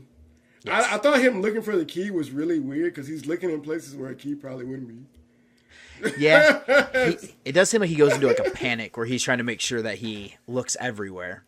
Yeah, but I was like, he's looking in files and stuff. I'm like, I don't know where they would keep a key, but I don't think it would be in there. It didn't feel like he was moving papers and stuff. I don't think it's in there, bro. Well, my guess is actually the key was probably on the attendant. I know he had the bathroom key, and I bet he probably had the other key in his pocket. So it's definitely like a fruitless search they're doing. Mm-hmm. Yeah, I probably had a key ring with all the keys on it. Yeah. So yeah, sorry guys, that's not gonna help you. But yeah, this is such a. I know it's a. How much time do you think passes throughout this movie? Like how many hours? I would actually, if I had to guess, from the campsite scene until the end, I would bet there's probably only like 3 to 4 hours have probably gone by. Okay, so it's not that much time. Okay, because in my mind I'm thinking like, how much time is passing that nobody's coming to this gas station? Not one person has stopped by on accident. I mean, actually, question, or even driven by, like just a car driving by this road. You know, it's interesting you say that though, because actually, now that I'm thinking about it, the ending, not to spoil everything yet, it is the sunrise is happening. So this is actually an overnight thing. Oh, I know for like the epilogue, the morning is like that's when they're leaving. It took me a minute to remember that. So this is possibly an all night kind of thing. It kind of yeah. So it survived the night kind of scenario. Like what was it, like Sinners or Dust to Dawn? I was kind of survived the night kind of movies. For sure. Yeah. Okay. Well. Yeah, because they never really say how much time has passed, but it feels like a lot of time passes. It does feel like most of it probably happens in like a 3 to 4 hour stretch, if I had to guess. Yeah. Because I know, like, we'll get to it here in a little bit with the ice thing, but I know that probably took some time. Oh, yeah, that probably would be a kind of a bulk of it, because that's not something you can do, like, super quick. Yeah, because it would take time. And then the way he's acting, well, we'll get to that part. But, yeah, I think that's coming up. Yes. Well, this is actually where they realize that these creatures do not hunt by like sight. They're assuming that it's by heat, but they end up hiding in the cooler. And while they're in the cooler here, Dennis's arm starts to act funny. So Seth realizes that they have to get rid of it or it's going to cause a bigger thing. This scene actually kind of got a little bit brutal where I was like, man, there's pretty good effects here, where they take a box cutter, try to cut his arm off, and does not work. But what does end up working is he takes a heavy cinder block because he cannot cut through the bone. That I thought was a great sequence there. Yeah, and actually they kind of allude to it a little bit earlier, I think, when his fingers. Yes. He kind of reacted to his finger turning black, like his whole finger's turning black or something. Yeah, where you're starting to see like the veins are like just like. Yeah, you can see the infection like starting to spread. So yeah, they kind of allude to it at some point, But then I remember, at this point, it's going up his arm, and he's like, "We gotta cut it off." But, Right. I like how he's like doing it, but he looks like so like not serious doing it. He's like, "Yeah, I'm gonna cut this." The way the look on his face is not serious. I guess because I just imagine him doing comedy, so it's almost like he's doing the whole time. Matter of fact, the whole time this movie's playing, I kept waiting for him to take a joint out of his pocket or something. Me too. But the fact that never happened, I was kind of shocked because I thought at some point he was going to do that. But but I like that moment, and then they kind of cut away when you get that final impact or whatever. Yes. Just that was very good. Yeah, that's a good use of that for sure. You don't have to show us everything because we already got the point from that first part. For sure. Happening. Yeah, and then we know what's going to happen when he's. I like how they show it, and then he's like, "Yeah, you know what's about to happen." And I mean, sometimes if you leave stuff to the imagination, it's even more terrifying because I'm going to put the worst, most terrifying things that I can think of in there. Yeah, so that's a good, and you show us a little bit to kind of because we can really tell what's happening, and they do that good. Because it looks like he's really cutting his arm with this thing, with this box cutter. It does, yeah. I thought they did well there. Yeah, so I thought, like I said, they did really good keeping it with the practical effects. Of those always still look good usually. Unless you did something really outlandish, the regular practical effects usually still hold up. For sure. I'm thinking by like an Arnold. I don't know if you've seen the original Terminator. Yeah, where that Arnold robot doesn't really hold up that well when you see it, but. I'm talking about the stuff that's not super outlandish like that. Yeah. I always think of the second one when he cuts the skin off of his like forearm and like degloves himself and shows like the robot hand, like stuff like that. Yeah. Still holds up to this day. Yeah, it still looks good. But movies like that, I think it's amazing that when they were made to still hold up. Yes. Even the 3D in that movie is not bad, or the computer graphics. Mm-hmm. I don't know if it was really 3D, but it's some of the earlier time versions of that, but it holds up, and that's just because they did a lot of practical and merging it and stuff, you know. Mm-hmm. It's usually the best route to go. Yeah, having both things together. Mm-hmm. Yeah, but okay. After he gets his arm cut off, where are we at now? That's where we are now, right? Yeah, this is where they're still in the cooler. This is where like Seth is kind of observing the severed arm. He's kind of making some of his hypothesis here. And this is where he really figures out that he thinks that they're tracking body heat. And then I know a little bit earlier, they kind of alluded to it as well. And I know just to kind of make sure that we talk about it is that he thinks that it's pulling nutrients from the blood. So he doesn't think it's necessarily drinking it, but he thinks that it's kind of pulling out what it needs to survive. And they've also kind of figured out because the hand no longer was like trying to get into the cooler. And they also kind of realized that the arm isn't necessarily up and moving anymore. So it looks like it cannot handle extreme cold either. Yeah. And that's kind of keeping them like almost like shielded from it. Yeah. Yeah. So I think that's kind of a cool thing. Like, but since they never really tell us much about the monster except for whatever he's kind of deducing here as he's watching it. Yes. We never really know too much about it. But I guess since he's a biology, almost a PhD, not yet, but almost, or whatever he says. Working toward it, yeah. So he's showing us here that he has value he's not the muscle, but he can be the brain here. That's what he's kind of showing us. So this is his plan we're about to go into with lowering my body temperature. And I think there is a moment before this where they try to get the radio from her? Her radio thing? Is that before this? I'm not sure. I know that it happens. There's a couple things that I want to make sure that we did bring up. One of them is the radio, where you had brought up where they're using coat hangers to try to pull it up into the thing, and then like that's where like an arm comes in and like tries to grab them there.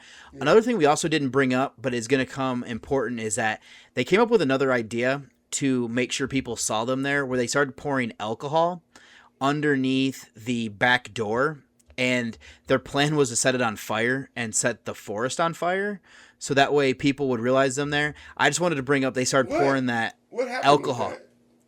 It comes back later. Why did they stop? Something happened. What made them stop? Because I don't remember. I forgot all about that because I was like, "Does that?" They never did do it though. Yeah, something does come back up, and I'll get to what that is. I think it's around the climax, but I wanted to make sure that I at least brought it up before that they started doing it. They had poured a bunch of alcohol and then they like left it. But something happened in the front of the store, or somebody's trying to do a plan, and that's why they kind of go away from it. Yeah, I totally forgot about what happened to stop them. 'Cause I remember they were doing it earlier, and that's why it's there for something that happens later. But I just didn't remember. Well, I actually made a note to myself. I was like, if they don't do anything with the booze they've already poured out of here, I was like, I'm going to be annoyed because you introduce Chekhov's alcohol and then just never come back to it. I like she does the dustpan method, though. That was kind of cool. That was cool. That was actually smart. Have you ever seen that? I've seen that for getting water out the sink and stuff like that when you need a lot more. Yeah, I know what you're talking about. Yeah, I've seen stuff like that, yeah. Yeah, so I thought it was cool. She said, "Yeah, you can use that to pour water." So yeah, let's do it. I mean, I remember I'm kind of with Seth though. I'm like, yeah, but the fire has to keep burning. Right. Like I think that's not a good idea because we can't get out. I know that was one of the reasons that they stopped, because he's like, well, if it comes back in here and burns the place down, I don't want to be in here. But it was I got to. Is that when the cop comes or something happened? I can't remember what stopped him. It might have been. That might have been something they were doing, and then the cop distracts him when she's like banging on the window. Because Dennis is doing his one-liners here again, because there's one part where he says something, make a fire, and he's like, she's a firecracker, and then after this interaction where he's like, you gonna set it on fire or something, and she's like, I'm gonna go get some lighter fluid. He's like, firecracker. He like says it again. he's delivered these one-liners that are hitting pretty good usually. Oh, actually, something we should also bring up is that Seth actually gains his respect by cutting his arm off. So he's like, "What you did in there, man? That was that took balls." So like, and he starts to actually give him some respect there. So another thing where you kind of humanize Dennis a bit more. And actually, we should also include here that he gives his backstory where he talks about like what he was robbing, and he brings up how they injured a driver. And what they're actually going to do is they're going to give her money, like the wife of that driver, because I don't know if he passed away, but he definitely has had a lot of surgeries and a lot of medical stuff. And I liked that they literally are delaying fleeing to Mexico so that way they can set this lady up with money to kind of try to alleviate some of the stuff that he did because of injuring that guy. Yeah, and that kind of builds his character a little bit more, because for sure the whole movie so far he's been talking about going to this place to do something, and then they're just kind of filling in that story arc right there, that why he feels like he needs to go there before, and even that he wants to do this before he can get away from the police, really. Yep. That he feels like he's got to make this right first. It's really like showing that he's not a hardened criminal, really. He's somebody, like you said, somebody of circumstance that's here because some mistakes were made probably, and now he just has to do what he has to do. But I just thought that was a really cool thing to kind of give him, that you see, like, he's the whole time he was taking care of the girlfriend, but even with that, when he was taking care of her, he still had this plan to take care of this other lady. So absolutely. And I mean, risking him getting caught and going back to jail. Yeah, so I just think that's a really good character building for him, to show that he's really not he's a tough guy, and he's a straight to the point kind of guy, but he's not a really evil guy, I guess. Exactly. Mm-hmm. Which you can understand why Seth is a little more not, I guess, as that relationship changes, but even earlier you can kind of see like he was kind of seeing that he wasn't like a killer. Yeah, agreed. They never react to him, except for at the very, very beginning, as if they're going to die. I feel like they realize that threat is over. Even before his arm is cut off, I think they realize that already. You know what I mean? Yeah, for sure. All right, so I guess we get back to the ice plan, right? Yes, and this is where Seth has come up with the idea. He's going to chill himself to the point of hypothermia, and he's going to walk out to the parking lot. And I guess the original plan here is that he's going to get into the police car. He's hopefully going to be able to drive it, let everybody get in so they can get away. He can't find the car keys, though. And his body starts to spike in the body temperature where the creature ends up realizing he's there and attacks him. I didn't realize there was a rain shower that was causing this. I don't know if I was just zoned out for a second or what, but did not realize that's actually what is partially causing the rise in temperature. Yeah, I didn't catch that either. Yeah, I didn't know that's what was happening. You know what else? I just assumed being locked in that car or like being in the car where like it holds heat, especially for the most part. So that's what I kind of figured was just happening. And I thought it was weird, like, and I don't know if this is everywhere, but at least here in Texas, like, I don't feel like cops turn off their car.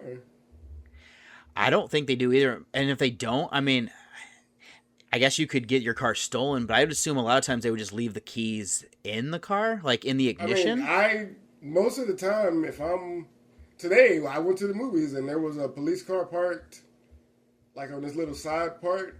It's like a back entrance or something. Mm-hmm. And I guess they have an officer on duty or something. I don't know, but there was a police officer I saw just randomly in there somewhere.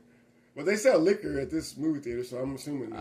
So it could have somebody on hand just in case. Yeah, just in case. But the cop car was on, and it was outside, and I don't know why it was on, but it was on.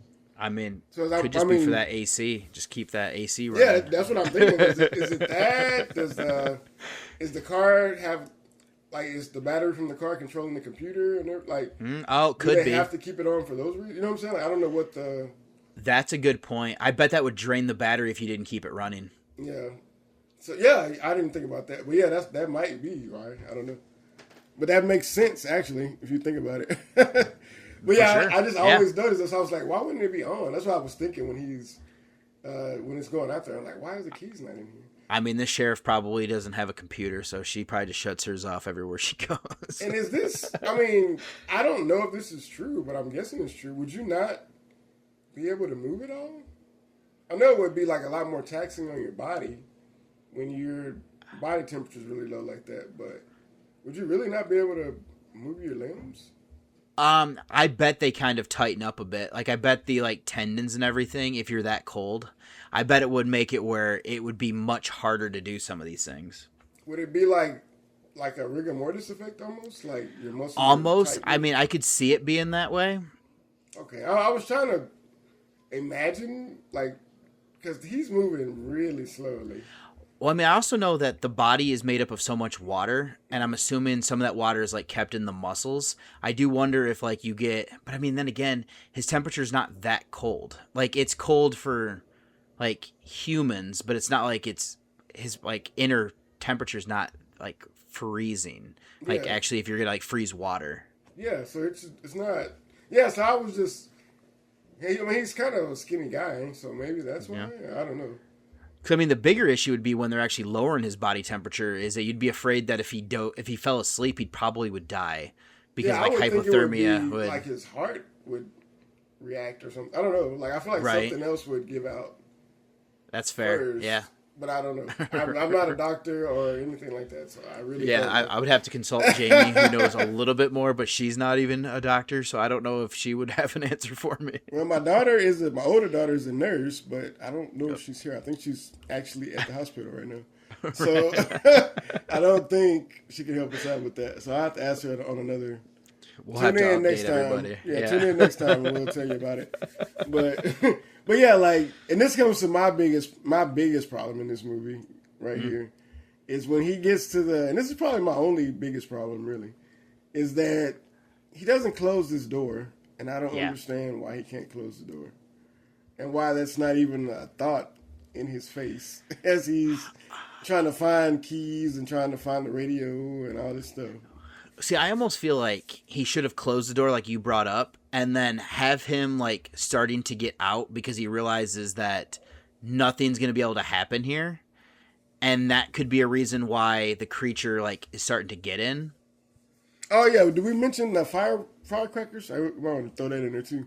That they're trying to distract the monster by throwing these like firework things out the back, and he's getting the monsters coming over. I did forget about that. You're right. That's what they did to distract him. Yeah, he's attracted to the heat or whatever, so they're trying to distract it. But as he's walking out, because I remember the first thing they said, it take like 3 seconds to walk over there. It took him like 30 seconds to a minute to walk over there. So yeah, they didn't calculate that very well. Yeah, I mean, I would also say part of it too is like if you're that cold, if you move too fast, you might warm up quicker. But I mean, I'm with you. It's like I probably would just try to get into the vehicle as fast as humanly possible. I would think so. And he's I don't know why. Not that he's walking slow bothered me, but it's just that not closing the door, bro. Like, yeah, that should be your very first action after you sat down in that car, bro. Yeah. Knowing that there's monsters about. Agreed. Even if there was just dangerous people about, I would close my door right away. But knowing that there's monsters around, like, I don't know how you forget about that. I'm not sure either. Yeah. And then even they started noticing. I know they're throwing the fireworks, and they started noticing it stops reacting to the fireworks here at the very end. So then they're trying to like, do they run to the front and try to tell him, or does the girlfriend? Somebody does. I believe so. I believe they run up to the like windows and they start banging on him to make sure that, like, to get his attention. Now this is something I really am lost on for a second. How does he get away from this? Because that's right at his door. And then something happens? This is where Dennis actually comes outside with a road flare. Oh, yes. That's what it was. Yeah, okay. Yep. Because I was thinking to myself, like, what happened? Well, how did he get out of that? But yeah, he just runs out Jurassic Park style. Yeah. You get that reference. Almost like he's distracting the dinosaur, like in that movie. Yep. Yeah. I remember that now, yeah. Yep, and then so he ends up sacrificing himself, and that allows Seth to get back into the store. And then this is where things get a little bit kind of like rapid here, because I know that there's like a gas line that gets broken, and then I believe some of the liquor in the back also gets lit. And then this is where the whole gas station ends up getting consumed in like a fireball.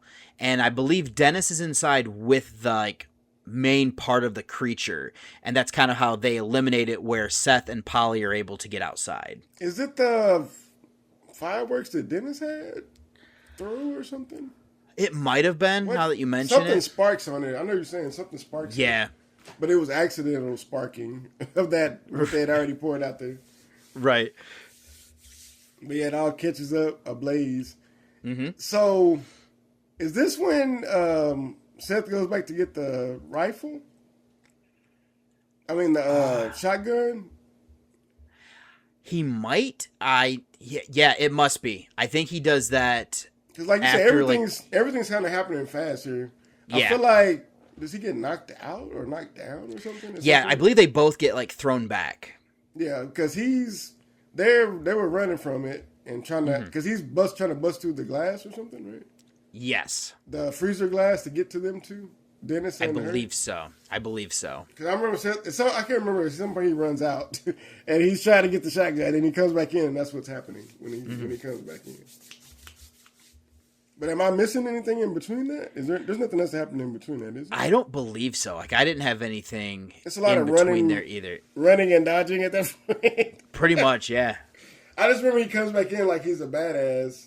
And he can barely cock this shotgun. Yeah. And I'm thinking, oh my God. That's right. I do remember that, because it's almost like Terminator 2 style, where he like shoots it and then he has to like toss it and catch it and then like cock it and then. So I'm like, oh my God, is he not going to be able to do anything? But he actually shoots it. Yeah. But we see that this thing, like, bullets don't hurt it. It just kind of like stops it, slows it down a bit. Yeah. It gives you a bubble. And then they're trying to get it. Is this where they're trying to get it into the fire some kind of way? I believe so. Yeah, that sounds about right. Because they burn up. Did we mention when they see that fire because it burns up the hand earlier, right? That's right. Yeah, we did not bring that up, but yes, they do set the hand on fire, and that's where they realize that that's a way that it's probably like the only way to kind of cleanse it where it won't come back. Yeah. So that's how they're like, okay, we got to get it in the fire at this point. Yeah. Yep. All right, so now I guess we're getting close to the end right here now. Close to it. Yeah, I believe the next thing I have is that Seth and Polly are the ones that have survived. It's the morning light. There's actually a joke that happened earlier where he talks about like trees in this area being like 300 years old, and then she's kind of like ribbing him. And while they're walking down the street, or like walking down the road, she's like, "I think that's one of those post oaks over there," and he's like, "No, it's just a tree." And as we kind of see them walking away, we actually get to see the classic move where if they got a sequel, this would be set up there because we see one of the animals is by like a tree stump and it starts to twitch as these black splinters come out of it, proving that this is not over technically, where they could keep the story going. Yeah, and I don't want to, let's give my man Dennis his props here for that last self-sacrifice moment. Yep. Because at first, like, he's laying there, and like I said, I think you already mentioned it. He gave him the key to that place, yes, so they can get away. But as the monster's trying to come out one last time or something from the fire, he shoot the propane tank? Yes, yeah. Because I know it's where they're like right near him, and I know that's what he shoots to help create more fire. Yeah, and then it catches the whole plump and everything, just makes a big. But you can see, like, at that point, his body is still getting, like, more of that blood. Because during that whole melee, he got another shot to the shoulder. Yes, that sounds right. I mean, not a shot, but like he got stung, like, is it a bite? Is it a sting? I don't know what you call it. Stabbing of an infection. Yeah, but his shoulder was like had a lot of those spikes in it, so like yes, half of his torso is like all black at that point. So he knows his time is up. So he's like, he's gonna make sure the lady's taken care of with the trucker, and then make sure they can get away safe. Yes. So his arc is complete. He went from criminal to savior at the end. He really does, and I'm glad for it. Yeah, and I don't know. Do you think Seth is now going to be a tough guy, or he just got the chance to actually stand up for his girl finally? He did. I think he was going to keep that feather in his cap. He's probably going to end up going back to being kind of a little bit nerdy, which is fine. But yeah, I don't know if this is going to completely turn his life around. And the girlfriend gets no arc, really. She doesn't. Yeah, she just doesn't stays learn resourceful. anything. She doesn't really change. She just knows that. I guess she learns that she can depend on Seth in a life or death situation. Yeah. Sometimes biology and paying attention in school is probably worth it if you ever come across a sci-fi situation. Absolutely. That's the moral of this story. Like, pay attention in school, because if a sci-fi situation happens in real life, you might want to know what different organisms and things do. Somebody, you got to have at least one person that knows. It's great that this guy is the one that interacts with this thing, because everybody else would have just been dead. Yeah, it's true. If it would have just been without the Seth character, for sure. But I like how you said, and wait a minute. So this whole gas station's on fire. Nobody shows up. It's the next day, like you said, because it is daytime as they're driving away. It's true. As they're leaving. So is anybody going to come and put this fire out? I mean, it might not. Like, this might just burn out until the whole building is just like somebody's skeletal. coming back. Somebody's coming to town to get gas, and they're like, "Where's that gas station that used to be here?" What happened to this place? I was here yesterday. Nobody knows. Nobody's calling out. Is there a fire department in this town? Like, how small is this? It makes me wonder if they have more of like a volunteer group. Yeah, like maybe the real town is like over somewhere, and this is just the outskirts or something. I don't know. Could be. They also might be one of those things where there could be like wildfire risks. So you might have like a county might have just like a team to prevent it. But like, I don't know enough about Oklahoma to know if that's like a thing. Yeah, I don't know. Because I know the city I used to live in, we had a fire, like a real fire department. Yeah. But the city I lived in when I was a kid had a volunteer fire department. Okay. So I know there's a difference. Yeah. Because the other ones were a lot more, like they lived there. They would be there all the time. Like right, where you do like 2 or 3 days on. Yeah. So like they'd be there for a long, like set amount of time, and then somebody else would come in. So it was a job, not like volunteer. Yeah, like something where like you get called in, and you're like, oh, this thing's popped up here. Let's go and take care of this, and I'm gonna go back to work. Yeah, it wasn't that kind of deal. So yeah. But yeah, I think it's interesting that they didn't give her an arc. I think it's cool that the two guys. I guess Dennis is the only one that really gets a full arc. But I guess Seth he gets his hero moment, yeah. Yeah. But then, like you said, I love the sequel. I'm surprised there wasn't a sequel to this, actually. Because it's such a easy, like, premise to make again, you know what I mean? For sure. And I mean, you could always go bigger with it, too. Yeah, I mean, you already set it up right here because, I mean, at some point, I'm guessing cops and firefighters, somebody's going to come. And as they're trying to fix these bodies, we see that the spikes are still alive and well. That's true. You know, did the truck burn up because there were spikes on the tire? Under the radiator thing or what? Like there's spikes everywhere. And good call. Yeah. Remember, even when they leave that tire on the road, there were spikes still moving in that tire. So this is just the beginning. They definitely could have went bigger and did like a full like city where everybody's getting. You know what I mean? Like, everybody's getting infected at some point or something.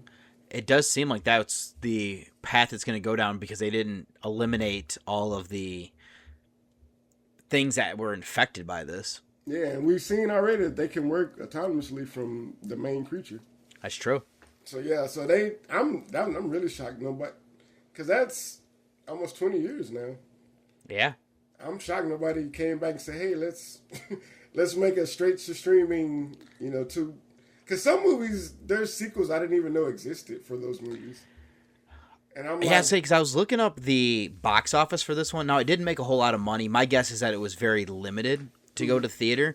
But kind of what you brought up, though, there's so many things that were just streaming titles that got sequels. So I am surprised that this one kind of didn't have anything come from it. Because, I mean, the only two characters that were left from this one... I don't think it'd be hard to get them again. Yeah, because I was actually looking... Over the last 20 years, I don't think it was hard to... I don't think their schedule was packed. Well, it's interesting because I was looking up the Polly character, and it looks like she does a bunch of, like, Hallmark movies now. So she's in all these, like, Christmas stuff, and she's actually in the Blade thing with Sticky Fingers. Oh, the show? Yeah, she was in that. Oh, is it a show or is it it's a show, right? I think it was like a mini series where I think there was just like 5 or 6 episodes, something like that. Okay, yeah, something like that. Yeah, I do remember that show. Movie show. Because I remember getting it thinking it was something different than what it was. Fair. Yeah, that makes sense. Because it was part of like a movie set I bought with Blade. Okay. I don't know what Blade it was, but it was like the set and then it had like the first... movie of that series or something. Okay. Because then I was like, this isn't even a movie because at the end it felt like it was setting up a show. Like it wasn't like the first the DVD I had wasn't a full. It was a movie, but it wasn't like the full story. So it was just kind of setting up the world, and then it was over, and I was like, whoa, is this? When does the movie start? It almost makes me wonder if it's like the Dead Zone TV show.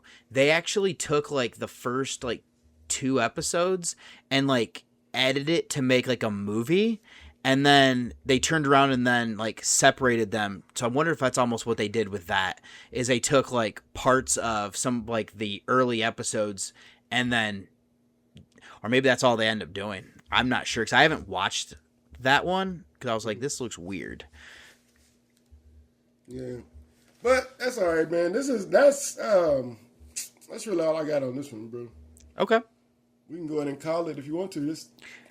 I don't think I really have anything. Like it's kind of doubling down on some of the stuff you said, I think there's interesting stuff here. I love using this idea of this weird parasite, almost like fungus thing that's taking people over.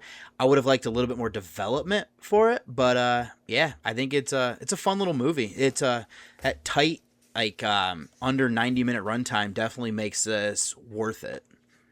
All right, man. I think it's time to get into the reviews. Then we can really finalize this thing out. Sounds good to me. So who went first last time? I believe I did. I actually made myself a note here so that way I didn't forget. So if you would like to kick us off. All right. So we're going to start with the acting. Because there's not a lot of characters in this movie, really. No. And the main characters, like I said, like I thought the probably the best actor was probably the Dennis character. Yeah. For me. Agreed. Seth, the Seth character, I've only seen him in one other movie, and he is, except for having a joint, he's pretty much that same character. Yeah.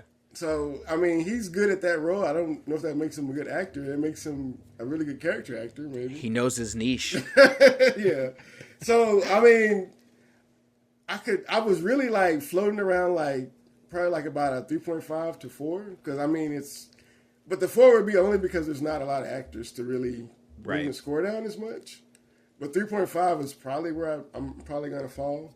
Okay. On my final one, because I think everybody plays their role. But like I said, with such a small cast, nobody really, because even the gas station guy doesn't even have lines. So. Yeah, outside of like, I think he tells it to like get like. To leave, yeah, I mean he's got one line, but it's not like anything. But it's nothing. He's not like, it's not Shakespeare. Yeah, and even the cop, she's just got that one dramatic moment, but so other people don't have time to be bad, really. That's true. So that's why I was kind of like, I mean, is that a 4? So I'm like, I think 3.5 is fair enough. I mean, because except for those are the 3 you really, well, I guess the 4, but Lacey's character doesn't really have a lot to do except for at the beginning. No, right. So yeah, so I think a 3.5 is a safe rating for me for this. I'm right near you. I was kind of hovering around the same type of thing that you were debating with. I ended up going with a 4, and it's only because of the Dennis character. I liked him so much that I was like, you know what? I'm going to give this a slight bump for him. So I came in with a 4.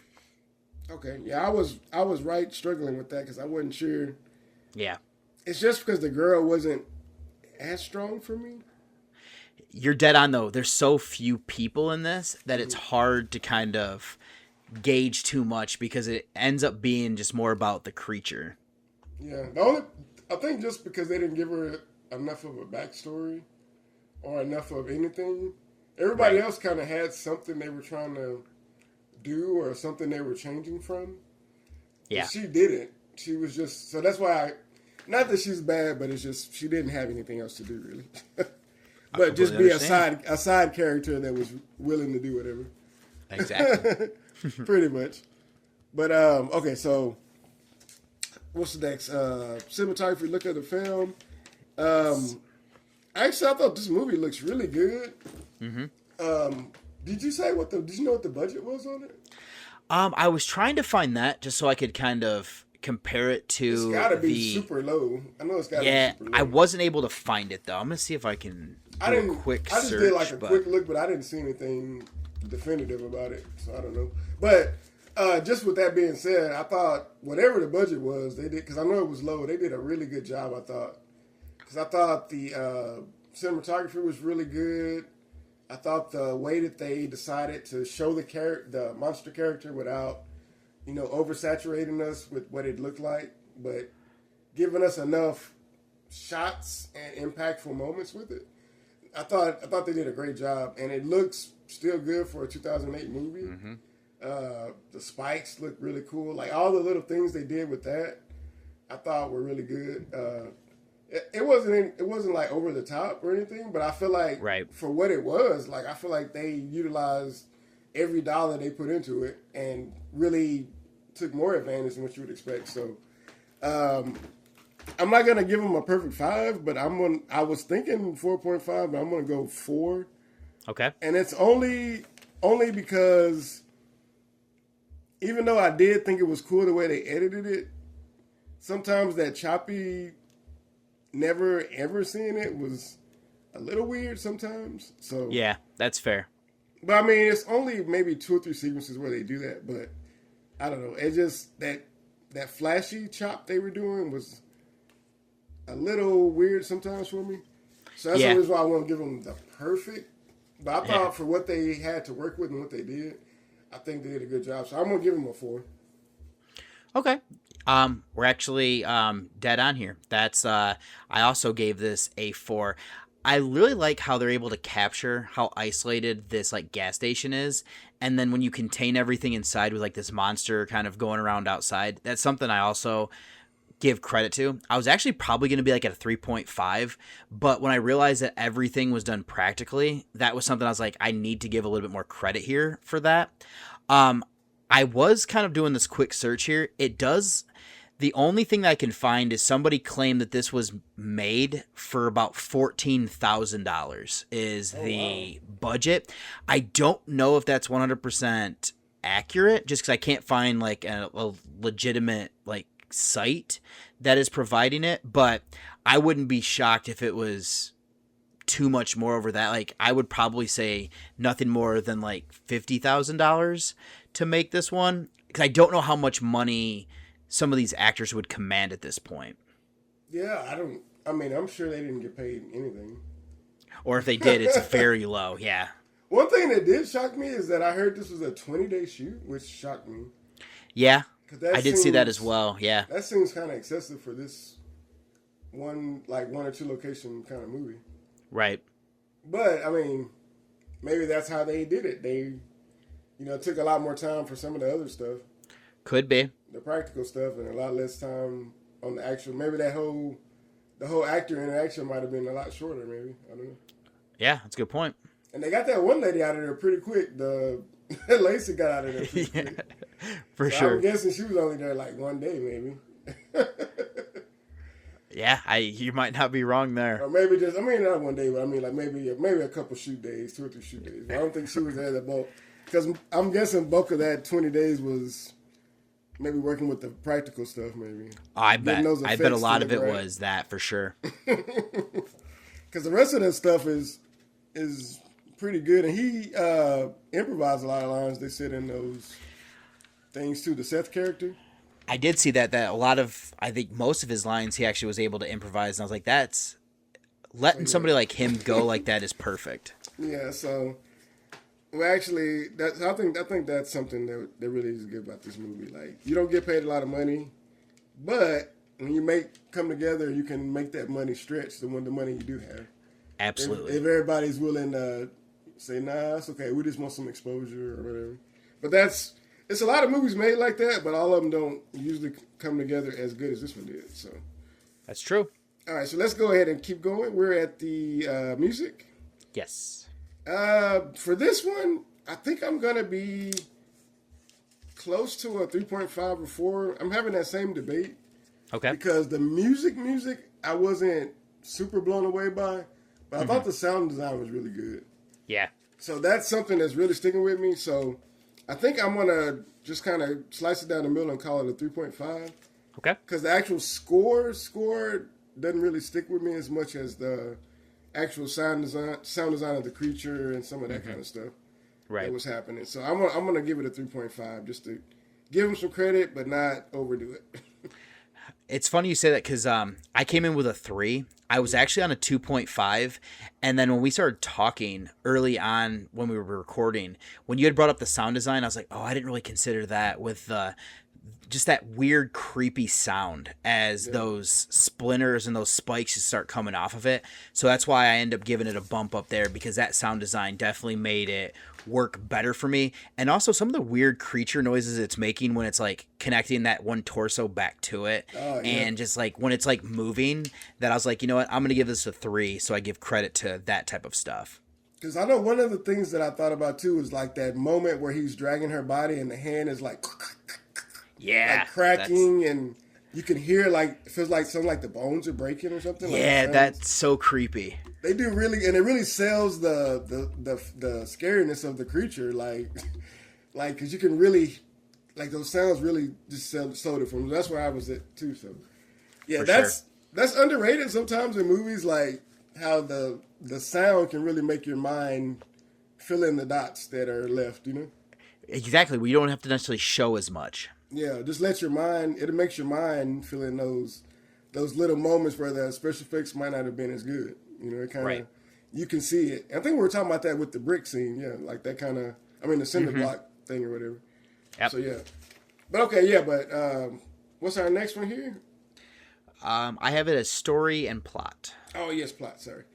I was trying to remember, was it experience next or plot next? It's been a minute for me here. That's fair. Okay, so I thought the plot was pretty simple. Mm-hmm. It wasn't too much to it, but I do like how they kind of weave in these two couples and this kind of mundane weekend for one couple that was, you know, possibly adventurous, possibly the other one didn't want to do this adventure. Kind of a weird, I think they said it's their anniversary or something. Yes. Yep. Like this weird trip that could go either way. And then this other couple that's like this weird criminal couple. And they kind of mix it together and it kind of worked in a weird way, the way they, you know, bring this plot together. Because usually these kind of movies, they're focused more on other things. But like with the running time here, we get the setup and then we're right in it, you know? So yeah, it doesn't waste any time. Yeah, there's not a whole lot of like, we're riding in the car for a couple of days having banter. There's not a lot of that. We had that one car ride and that was it. So I feel like they did really good with the storytelling to get us where we needed to get and give us little nuggets here and there to build the characters and all that. So I think I'm going to be at a 4 for the plot. For a sci-fi movie, the only thing they really didn't do was give us too much about the creature. Mm-hmm. But I'm actually not going to fault them for it because, like I said, they kept, without having to, they told us enough about what it could do and kind of what the rules of it are. They kind of give us that. But that's enough for me. I don't have to know the origin or anything like that. But I think because they give us like those little learning moments about it to kind of give us an understanding of what the rules are with this creature kind of, I'm cool with that. As long as I have rules about what's happening, then I can kind of go with you where you're trying to take me versus if there's no rules and I have no idea what could happen. Sometimes those kind of stories get kind of wild because they kind of go off track.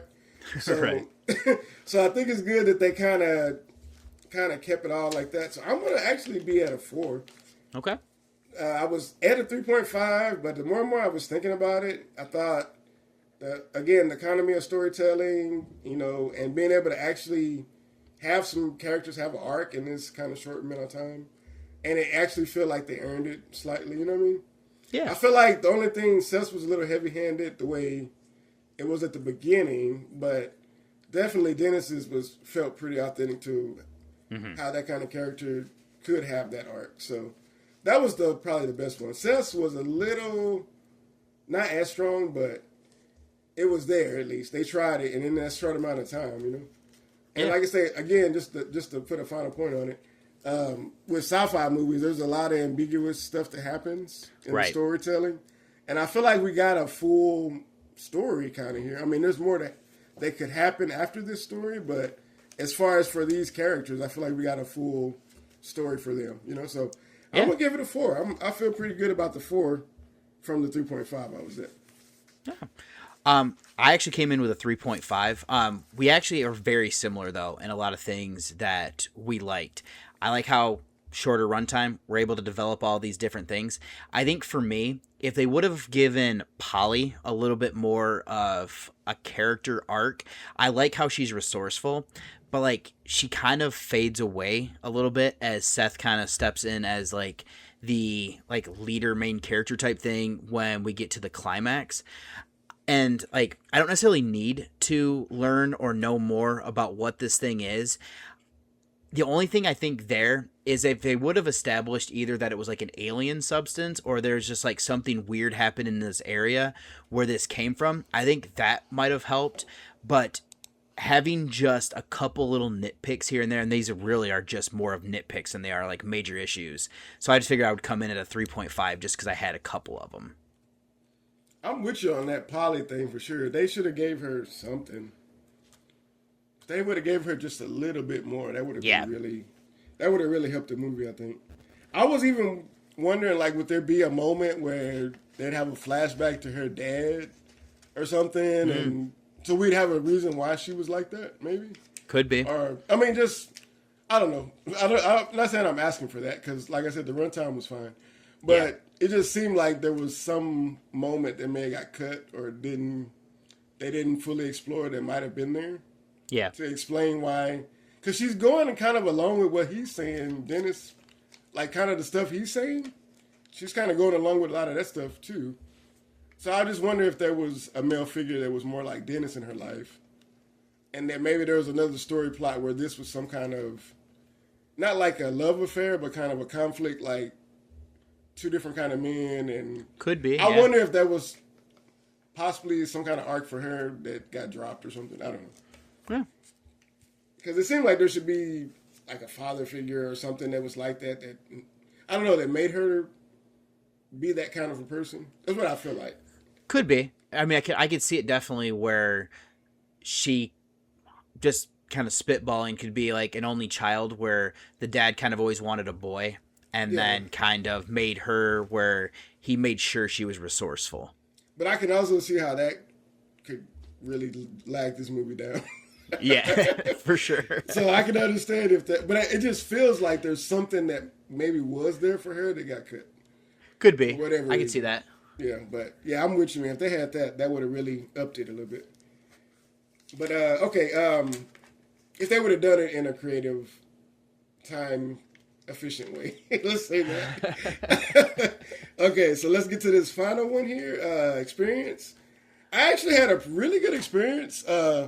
The first time I watched it, it's been a while since I had saw it, but watching it again, like I still had a pretty good experience with it. I was, with them, and like I said, we brought it up several times, but when the runtime is a little shorter, you can keep the roller coaster ride going a little bit more, and you don't want to get off as fast. You know what I'm saying? So for sure, I like how they really kept the pace going, and it kind of built and got more and more happening. So I like how they did that. And I was never really bored with the movie. Like I said, practical effects were good. So I think I'm going to be at about a 4, man. I think it was a really great experience. This is a movie that I would probably, I'm not saying I'd watch it all the time, but it's probably something I might turn on again. Maybe once a year I might turn this on and see what's up. Or if I come across it on a random night, this might be something I would probably watch again because I hadn't seen it in a while and I hadn't even really thought about it in a while. But just you telling me, I just happened to turn on Tubi, and that's something else with the with the internet and stuff. Like, well, you said this, and then all of a sudden I turn on Tubi, and it's just one of the first options. That's funny. That pops up, and I'm like, what? I have not seen this as an option this whole time, but it's been here, really? But all of a sudden it's there waiting for you. Yeah, that's weird, bro. So, but yeah, I'm going to be at about a 4, bro. I really had a good time with the movie, and this time, and in the first time I saw it, I had a good time with it too. So, yeah, I'm going to be at a 4, man. I thought it was a pretty strong ride of a movie. See, this is one that I would definitely show to people if, like, I had friends who, not necessarily even, like, horror fans, but kind of wanted to see something where, like, they'd have me pick something. This would be something I think is approachable to people that aren't even, like, hardcore horror fans, because I think it's one that it flirts with being a little bit, like, brutal at times without going too far into it because they are creative with what they do there. I end up coming with a 3.5, but I would guarantee the next time I watch this one, that score is going to get bumped up to a 4 because of just, like, the first time watching it, I'm, especially for, like, doing this podcast where I'm, like, trying to focus on different little things where I'm making sure that I'm not forgetting anything when we come to, like, record everything, where I think the next time that I watch this and I can kind of just lose myself in it, that where I think where I'll end up giving the bump up. But the first time here, I'm going to give it just a 3.5. All right, I'm with it, man. We were actually pretty close in most of our... For sure. Yeah, we were, like, pretty close. But it is wild that we don't even talk about it and how close all the numbers end up becoming. Yeah, usually the discussion for this part at least is happening in real time. Yeah. Because I know sometimes as we're talking, my scores, I might change my score at the end slightly. Yeah, same here. But it's usually, if anything changes, this from our conversation about the movie. that might. But usually, I already have kind of a set idea of what I'm going to be at when we start. Yeah. So it's always crazy how close we are. I don't think there's ever been one where we were like super far apart on a movie. I don't think so either. All right. Well, you have any more? We gotta get a final totals, don't we? Yes. Okay, so for this movie, again, I know we're talking about this is pretty approachable for people. Mm-hmm. I feel like this is a movie that a lot of people probably haven't heard about either. Really, like this isn't a big name movie that ever. I mean, if you're into horror or sci-fi kind of stuff, you probably have heard of it. But I don't think this is a movie a lot of people have actually saw, though. Outside of unless you were, like, watching everything that was coming out back in 2008, I think if you didn't catch it then, I think this is one that kind of fell into a little bit of obscurity, like you're saying. Yeah, because it's a solid movie, but even, I hadn't even just seen it, like, scrolling. Like, I think originally when I saw it, I had just been scrolling and saw it, but I hadn't even seen this, like, when I'm just, and there's so many movies nowadays, it's hard to... It's so hard to find stuff just sometimes. to accidentally come across stuff unless you've been in the same genre or the same kind of style of movie or something. Right. But I think it's worth it for people to check out, especially like you said, it's not overly scary. It's got some gore, but it's not overly gory. They cut away at times to kind of mitigate some of that. So I think, it's very approachable for somebody who's worried about getting too scared or somebody. Too much of a time commitment. It's very approachable from that point as well. So I mean, like I think you said it earlier about you get the 90 minutes and then after that you got to earn it. Well, this one didn't even take 90 minutes to earn it. So yeah, extra credit for them. Yeah, they gave you back some of your time there. So yeah, man, I think this is definitely something I could recommend to. Like some of the movies we do, I would recommend to a more specific niche, but. Yes. This one I think I could recommend more across the board style to people, of course, that want to try, that already are into this kind of stuff, are willing to try some of this stuff, or even newbies that haven't really had a lot of experience with sci-fi or horror. This is a really, really good mix of both because you get some of that, some of the suspenseful moments and some of the thriller type stuff mixed in with, like the woman head beating against the wall, horror stuff. Like there's stuff for everybody here, kind of. Even early on, you get some relationship stuff. Yeah, that's true. And a little crime mixed into it, so you get a mix of different things. So yeah, I think they tapped into the right couple of genres of things to mix together here. I would agree. Definitely recommend for me for sure. And what about you, man? What's your final numbers? Did I give a number or did I just say my recommendation? I don't remember if you gave your number. Okay, if I didn't give the number. I think I was at about a 75. Okay. Somewhere between a 72, 75-ish % on this. That's funny because, you're dead on with everything you said there, where this is quite approachable. This would actually be one that if I had friends who were like more sci-fi fans, that I'd be like, hey, this goes into the horror, but it doesn't go too far into it, and it's just kind of an interesting, fun ride to go on. So, like, my final ratings actually is funny because I gave it a 7, and if I was breaking it down even farther, I would actually come in with like a 72, and I wouldn't be shocked if my next watch of this one at some point would end up coming up to a 75. So that's actually one that we don't always come this close on, but it's so funny how this time we actually did. Yeah, it's pretty close on this one, bro. But yeah, and this is my second watch of it. So I was able, but with the time distance, I wonder if I come back to this again, if it'll like get even better for you. Yeah, like will I notice anything different? Will I see anything I didn't see? You know what I mean? For sure. I didn't really have a chance with that time gap from the last time I watched it to really get that. And I didn't have a chance to watch it twice. Sometimes I'll watch them twice, but I didn't have a chance to watch this one twice. So I was like, well, we'll see. Next time I watch it, we'll see. For sure. But yeah, man. So I guess this is the end of this one. Is there anything else you want to promote that you got coming up? I don't think there's anything outside of that when my for my let's say the number here. The next like major milestone is going to be I believe it's 4 or it's going to be 50 is whatever the number is going to be. That's when I'm going to compile my list of all the movies that I watched from last year and into this year that end in years of 5 that I will do my top like list for those ones. Outside of that, I just, kind of keep plugging along with the stuff, and I believe that we'll talk off air, but we should be able to start recording a little bit more regularly. So some of the stuff that is coming down the pipe, I will wait till we get closer to those to kind of talk about what like Jamie and I are going to be doing for our little show. So, but what about yourself? I don't have too much going on except for the movie stuff right now. I have a lot of that stuff going on. So just remember, guys, I have and this is probably of the movies that aren't my short films, because I have the short films are more of my own stuff. Yeah. But the feature length films I've been making, I've been working with another lady making them. Yep. So the one that's coming out next month is probably my favorite of the ones we've made together. Oh, okay. And it's like a home invasion type movie. It also has about like 1 minute short of 90 minutes, so it's like 89 minutes or something. Nice. So it's got a nice quick runtime to it. I like it. Already, that gives me a point or two there. So, but yeah, be on the lookout. That'll be on Tubi and Amazon. The movie's called Contusion. Okay. And it'll be out next month. So check that out. I don't know when I'll get a chance to make. I have a couple short film scripts that I wanted to make back in May, but it's just with the move and then with my grandpa passing, like there just wasn't time to really get everything going. Makes sense. So, but stay tuned. By Halloween, I will be trying to keep that tradition alive. I don't know if I'm doing an anthology. So I think last year I did like an anthology with like mini stories.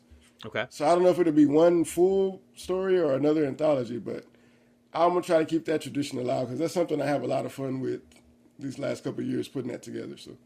Yeah, very cool. So yeah, keep Dark Mariachi Studios on your Google search. We got some stuff coming. All right, bro. Well, that's all I have. We can go ahead and close it out. Alrighty. Well, thank you so much for listening. I hoped you enjoyed hearing what we had to say and discuss about this one. So I am David Garrett Jr. from Journey with a Cinephile, and I am signing off. And it's your main man, Jake, from Dark Mariachi Studios. And don't forget, be one of us. Come on a journey with a cinephile. Good evening, ladies and gentlemen. We are tonight's entertainment. Side quest. I think cinephiles are on this other end of the spectrum. But I think a cinephile is more of a student of cinema. A movie lover is going to be less discriminating. Side quest. Drink some of this, Michael. Be one of us. Sometimes that is better. I sick for fuck's you've seen one too many movies. No. Don't you blame the movie! Side quest. I said, I'm not gonna hurt you. I'm just gonna bash your brains. Okay. Show me. Side quest. The podcast. You opened it. We came. It's just a podcast. We'll review your movie from every angle. Side quest.